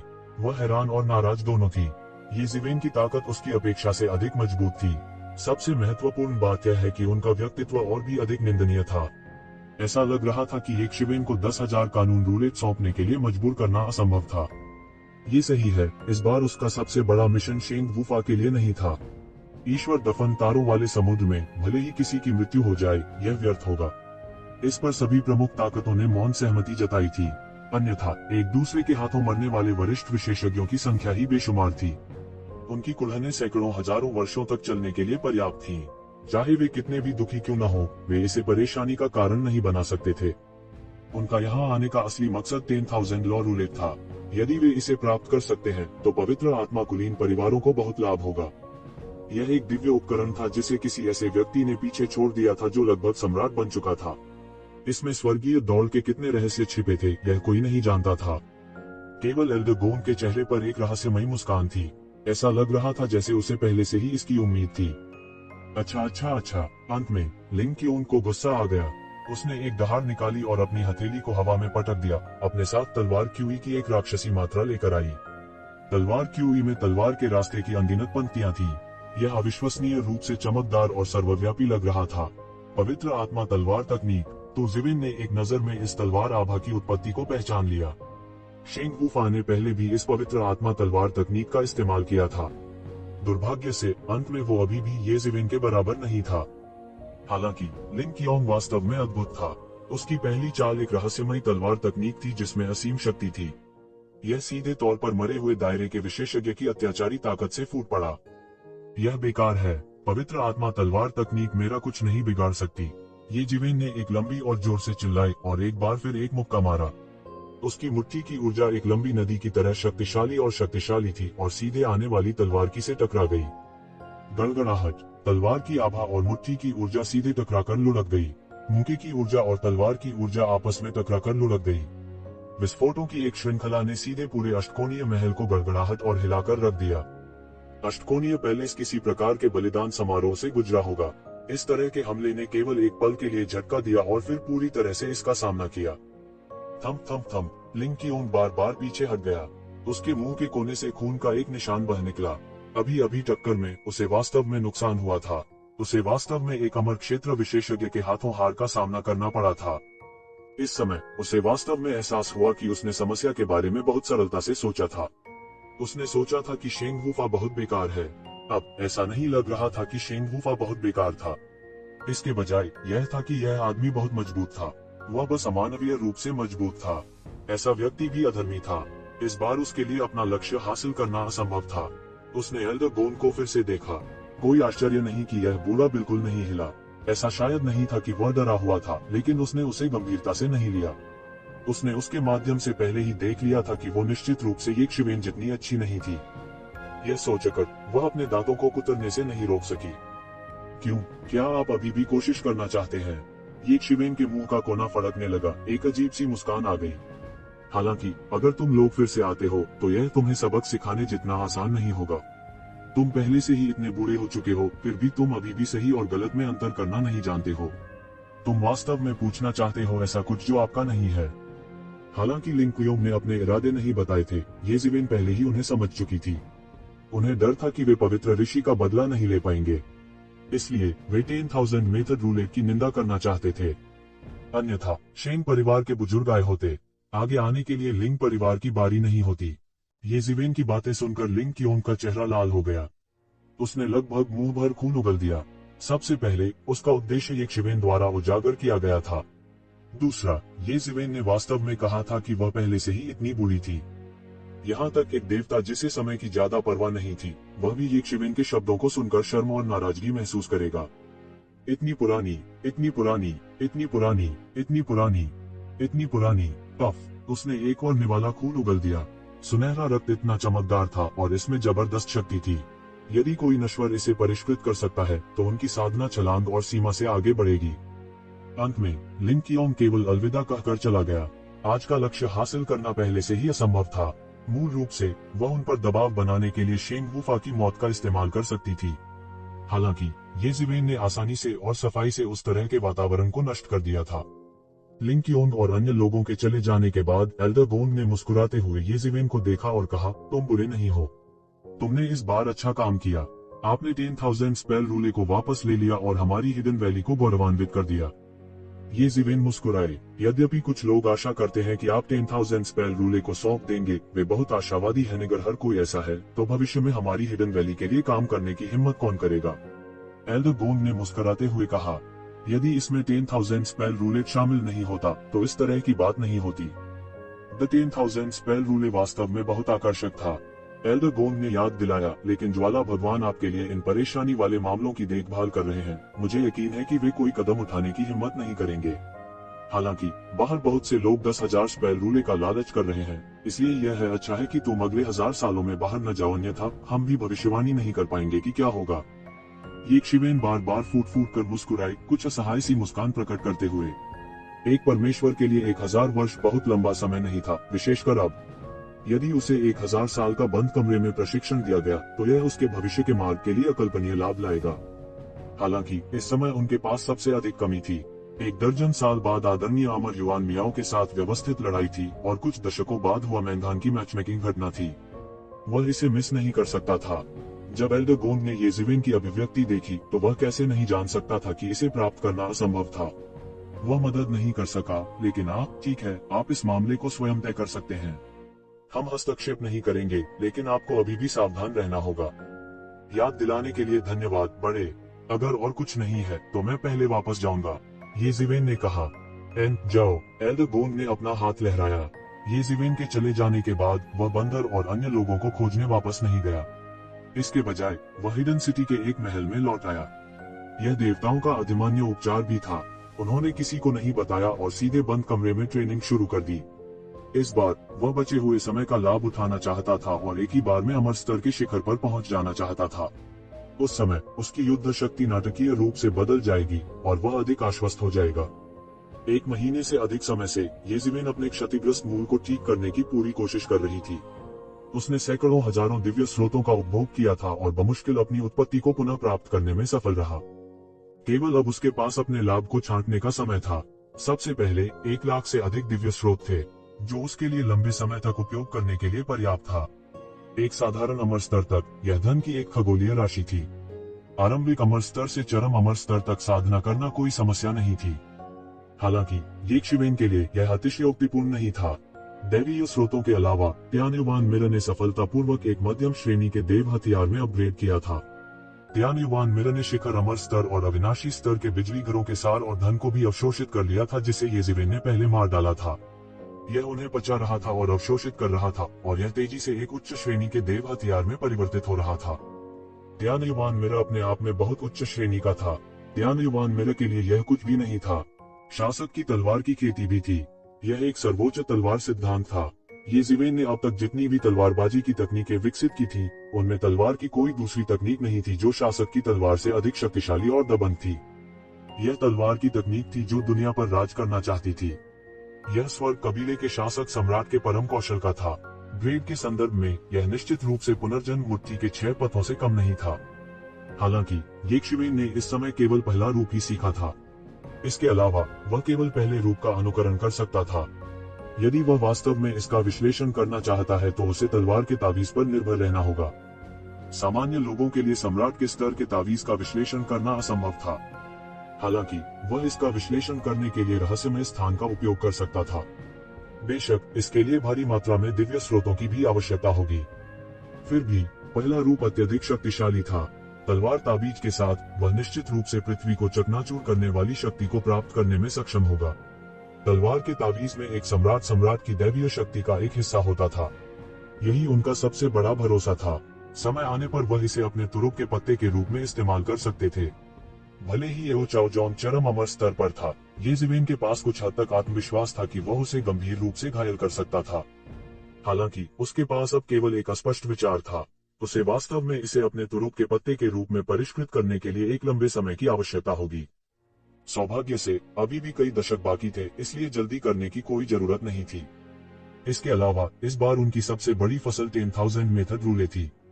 उन्होंने मूल रूप से 10,000 विधि रूले को अपने ट्रम्प कार्ड के रूप में उपयोग करने की योजना बनाई थी। हालांकि तथ्य यह है कि उन्होंने 10,000 विधि रूले प्राप्त किया था, सभी को पहले से ही पता था। इसलिए एओ चाओजोंग को अचानक से पकड़ना उसके लिए असंभव होगा। फिर भी यदि 10,000 स्पेल रूलेट को अच्छी तरह से परिष्कृत किया जा सकता है तो इसमें असीम शक्ति होगी। आखिरकार यह एक जादुई उपकरण था जिसे आधे अधूरे संप्रभु सम्राट ने पीछे छोड़ दिया था। साधारण लोग थोड़े समय में इसे परिष्कृत नहीं कर पाएंगे, लेकिन उनके पास धर्म राजा की यादों का एक हिस्सा था, इसलिए वे 10,000 स्पेल रूले को थोड़ा थोड़ा करके परिष्कृत कर सकते थे। भले ही वह थोड़ा सा ही परिष्कृत कर सके, फिर भी यह बहुत शक्तिशाली होगा।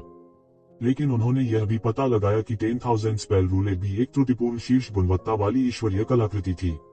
आखिरी लड़ाई में जब कानून सम्राट गिर गया, 10,000 स्पेल रूले स्वाभाविक रूप से नष्ट होने के भाग्य से बच नहीं सके। इसकी शक्ति अपने चरम का 10वां हिस्सा भी नहीं हो सकती है, लेकिन फिर भी यह सामान्य उच्च गुणवत्ता वाली देव कलाकृतियों से कमतर नहीं थी। ये इस बार उनके लाभ थे, चाहे वह आदरणीय युआन मियाओ या एओ चाओजोंग से लड़ना हो, यह अपरिहार्य थे। अब सबसे महत्वपूर्ण बात यह थी कि एक ही बार में अपनी साधना को अमर स्तर की चोटी तक पहुंचाना था। वह यह सब पहले से ही कर रहा था, लेकिन वह थोड़ा छोटा था। अमर स्तर के शिखर पर पहुंचने के बाद ही उसके पास अविनाशी अवस्था पर एक नजर डालने का अवसर होगा। यद्यपि उनकी युद्ध शक्ति एक अविनाशी चरण के बराबर थी, फिर भी वे एक सच्चे अविनाशी चरण से बहुत दूर थे। रक्षात्मक संरचना स्थापित करने के बाद येज़िवेन ने तुरंत अपनी बंद दरवाजे की खेती की योजना शुरू की। अब बाहर की गड़बड़ी की परवाह नहीं की। त्यान युआन मिरा लगातार उसके सिर के ऊपर तैरता रहता था। उसके पीछे मिंगक्सिन प्राचीन पेड़ था जो लगातार मजबूत और मजबूत होता जा रहा था, लगातार रंगीन रोशनी का उत्सर्जन कर रहा था जिसने उसे घेर लिया था। त्यान युआन मिरा ने येज़िवेन के शरीर में महान दाव की अनंत ऊर्जा और निशानों के साथ ईश्वर के स्रोत को लगातार जलाया। येज़िवेन की आभा भी लगातार बढ़ रही थी। उसके शरीर के चारों ओर विभिन्न जादुई शक्तियां और मार्शल तकनीकें भी प्रकट हुई। वे लगातार उसके शरीर के चारों ओर चक्कर लगा रहे थे। धीरे धीरे उसकी खेती बढ़ती गई। जैसे जैसे रहस्यमय स्थान लगातार ईश्वरीय स्रोत में डाला जाता है, विश्लेषण की जाने वाली जानकारी अधिक से अधिक हो रही थी और येज़िवेन के दिमाग में स्वर्गीय दाव की अधिक से अधिक समझ आ रही थी। अंतहीन आध्यात्मिक ऊर्जा लगातार उसके शरीर के चारों ओर घूमती रही, उसके शरीर में बढ़ती रही। दूर से देखने पर यह एक विशाल रेशम कीट के कोकून जैसा था, लेकिन इसने एक अत्यंत भयानक आभा उत्सर्जित की। जो भी इसके करीब आता, उसके होश उड़ जाते। रेशम कीट का कोकून अभी भी लगातार घूम रहा था। पहाड़ों में खेती करते करते समय पलक झपकते बीत गया। टकराना, रेशम कीट का कोकून तुरंत फट गया, ऊर्जा तरंगों के एक विशाल महासागर में बदल गया, लगातार घूमता रहा और उसके भीतर येज़िवेन की आकृति प्रकट हुई। उसने धीरे धीरे अपनी आंखें खोली, उसके शरीर के सभी प्रतिबिंब बिंदु खुल गए और जो ऊर्जा तरंगें उड़ गईं, वे तुरंत वापस अवशोषित हो गईं। उसकी साधना अभी भी धीरे धीरे बढ़ रही थी और उसके शरीर में शिरोबिंदु एक विशाल विस्तार का अनुभव कर रहे थे। मूल रूप से खाली हिस्से अचानक ईश्वर स्रोत की अनंत ऊर्जा से भर गए। एक और महीना बीत गया और उसने आखिरकार अपनी आंखें खोली। उसने अंततः अमर स्तर के शिखर पर अपनी साधना को पूरी तरह से समेकित कर लिया था। पूरे 10 वर्षों के बाद उन्होंने अंततः उन्नत अमर स्तर की बाधा को पार किया और अमर स्तर के शिखर तक साधना की। उनकी युद्धक शक्ति में भी उछाल आया, जो कि अंतरिक्ष स्तर के मध्यवर्ती स्तर तक पहुंच गया। जैसे ही वह ऊपर आया, उसने अपने दायरे को स्थिर कर लिया और वह मरे हुए स्तर के मध्यवर्ती स्तर से भी अधिक शक्तिशाली था। इस समय वह गहराई से समझ गया था कि वास्तव में देवताओं के पास साधना के लिए बहुत समय नहीं था। भले ही वह इतनी अच्छी तरह से तैयार था और बहुत सारे ईश्वरीय स्रोत का उपयोग करता था, फिर भी उसे 10 साल लग गए। इन 10 वर्षों में उसने लाखों ईश्वर स्रोत खर्च किए और अंत में अमर स्तर के शिखर तक पहुंच गया। इस महीने के बाद उन्होंने अंततः अपनी साधना को अमर स्तर के शिखर पर समेकित किया। अब उसके पास केवल लाखों ईश्वर स्रोत बचे थे, लेकिन वह रुका नहीं।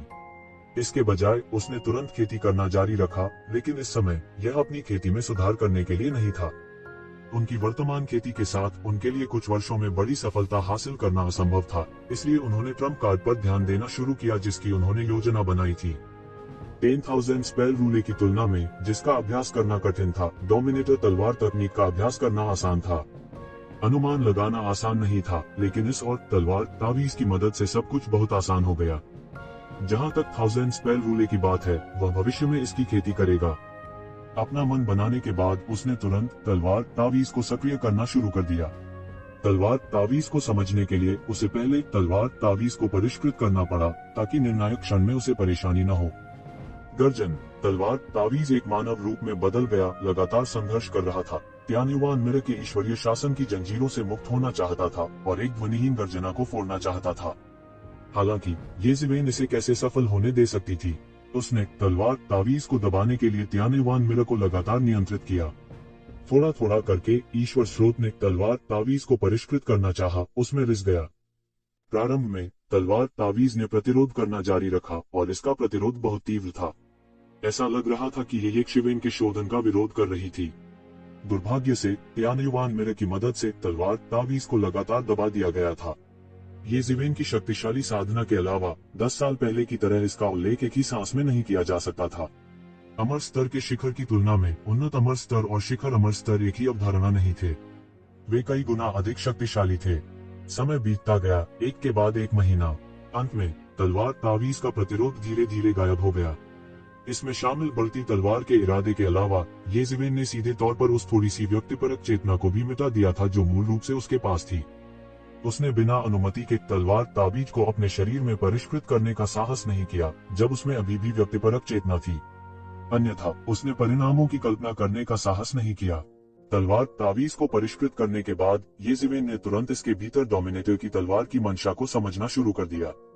उन्होंने डोमिनेटर की तलवार के इरादे को अलग करने के लिए रहस्यमयी जगह का इस्तेमाल किया और डोमिनेटर की तलवार को समझना जारी रखा। पूरी प्रक्रिया बहुत कठिन थी। यह वास्तव में एक सम्राट स्तर की तलवार की तकनीक थी। यह रहस्यमय और जटिल था। ये शिवेन द्वारा विकसित किसी भी तलवार तकनीक को पार कर गया था। इसकी तुलना कतई नहीं की जा सकती थी। हालांकि ये शिवेन की मौजूदा क्षमता के साथ उसके लिए इसे पूरी तरह से करना असंभव था।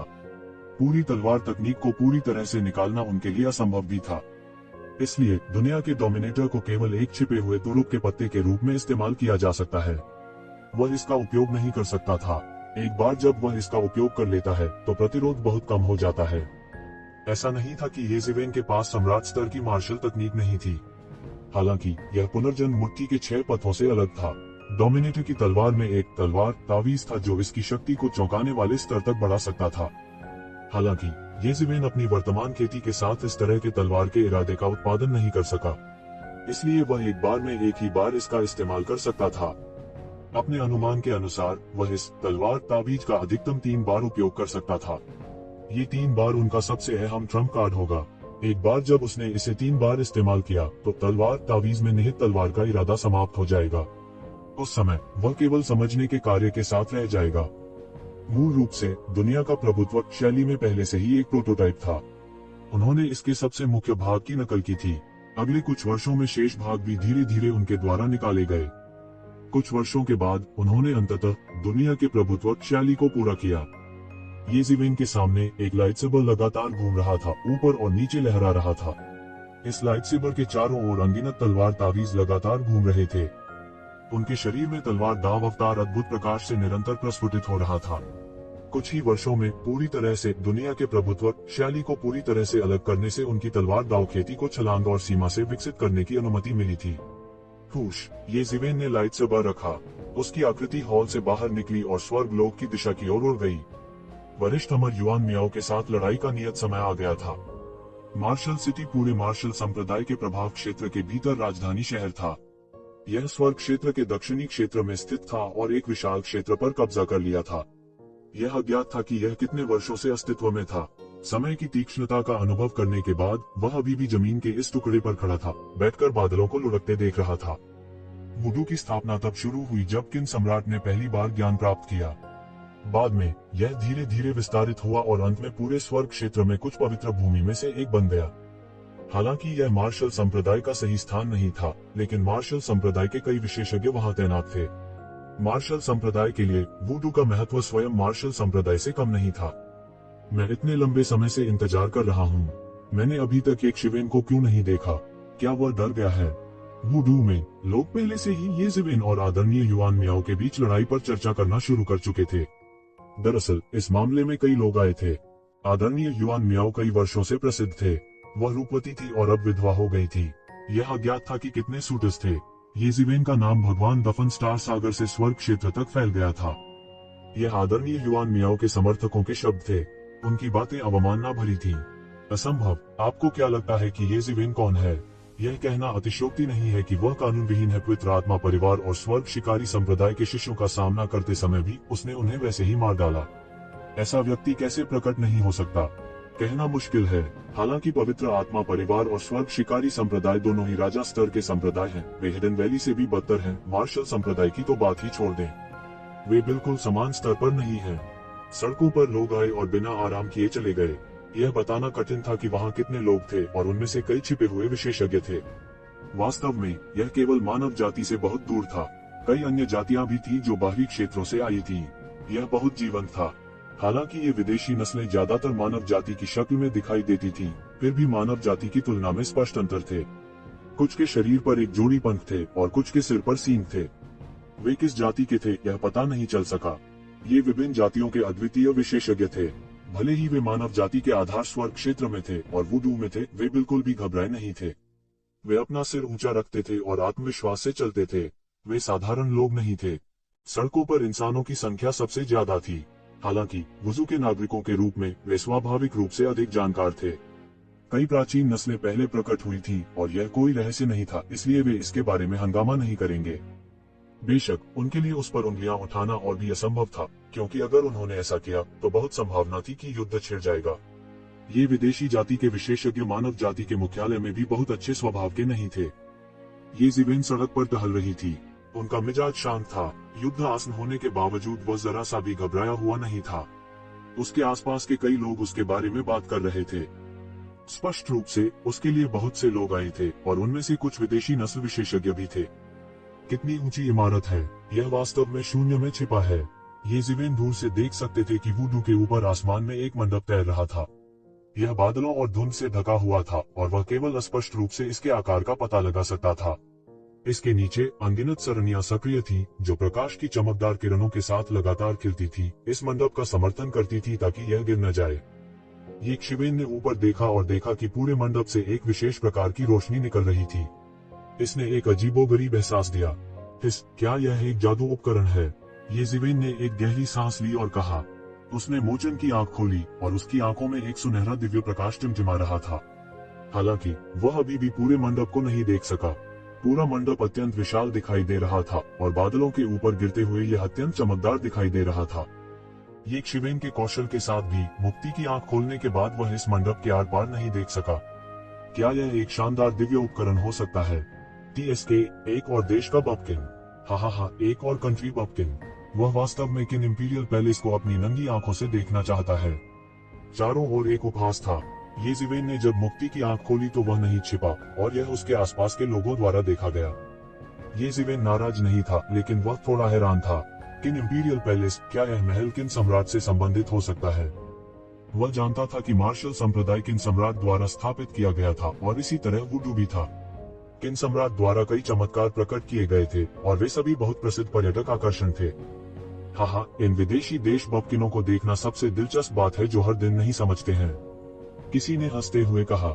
इसके बारे में बोलते हुए, यह इतिहास का एक और गौरवशाली काल है। हाल के प्राचीन समय में केवल किन सम्राट ने ज्ञान प्राप्त किया था और उनकी मार्शल आर्ट दुनिया में अजेय थी। उसने स्वर्ग क्षेत्र की अराजकता को समाप्त कर दिया और यहाँ तक मानव जाति की प्रतिष्ठा के लिए भी संघर्ष किया। यह अफसोस की बात है कि वह ज्ञान की पिछली पीढ़ियों की तरह बिना किसी निशान के गायब हो गया। हाँ, अब केवल किन इंपीरियल पैलेस बचा है। ऐसा कहा जाता है कि यह किसी अन्य शक्तिशाली सम्राट के रहस्य से संबंधित है। मुझे नहीं पता कि यह सच है या नहीं। मैंने भी सुना है। ऐसा लगता है कि कई साल पहले सम्राट कबीले किन इंपीरियल पैलेस के लिए पूछने आए थे। ऐसा कहा जाता है कि कबीले के सम्राट शाओ हाओ के व्यक्तिगत दाव उपकरण फीनिक्स पैलेस का सामना करने वाले 100 पक्षी। बाद में किन सम्राट ने इसे संयोग से प्राप्त किया और उसके नाम ने दुनिया को फिर से हिला दिया और वह हर जगह लड़े। अब किन इंपीरियल पैलेस नामक एक जगह भी है। उद्धरण चिन्ह। अगर ऐसा है तो क्या इसका मतलब यह नहीं है कि मार्शल संप्रदाय के पास 2 दाव उपकरण है? इस भाग्य को दबाने के लिए 2 दाव उपकरण।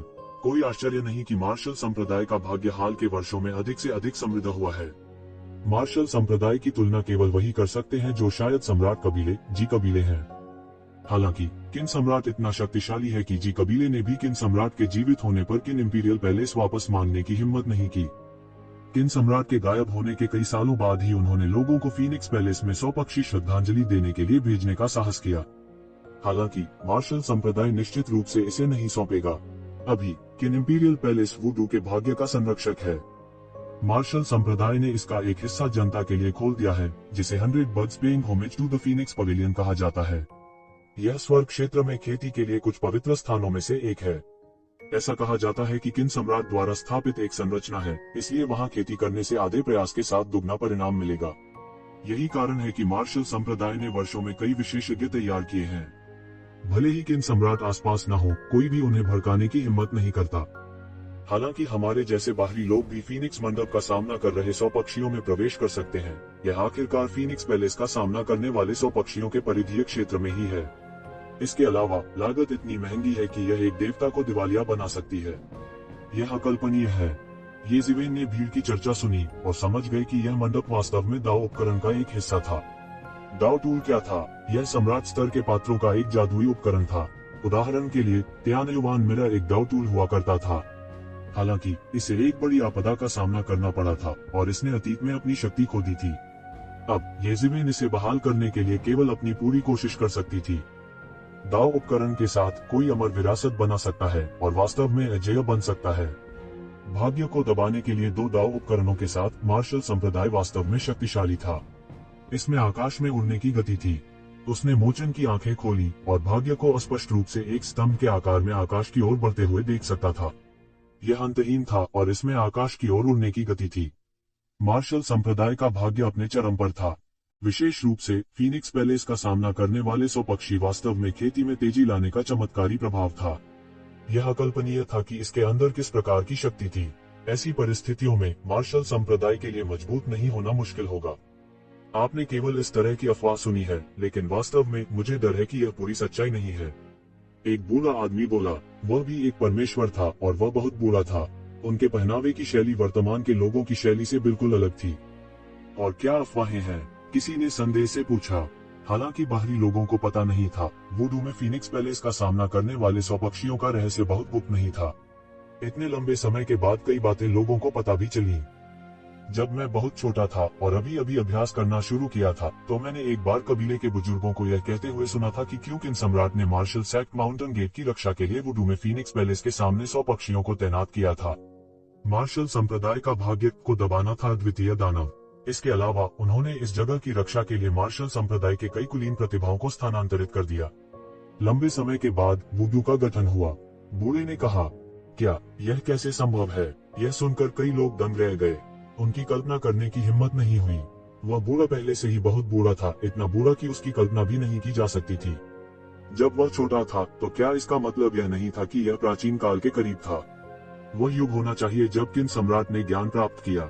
इससे भी महत्वपूर्ण बात यह है कि किन सम्राट की शक्ति से वह अजेय था। वह अपने जीवन में अजेय था और यह अज्ञात था कि उसने कितने विरोधियों को हराया था। यह अफवाह थी कि उसने शाही राजा के स्तर पर भी लोगों को हराया था। ऐसा व्यक्ति जिसे वह मार नहीं सकता था, फिर भी उसे वास्तव में दिन और रात को दबाने के लिए फीनिक्स पैलेस का सामना करने वाले 100 पक्षियों का उपयोग करना पड़ा। कई लोगों को लगा कि उनके रोंगटे खड़े हो गए हैं।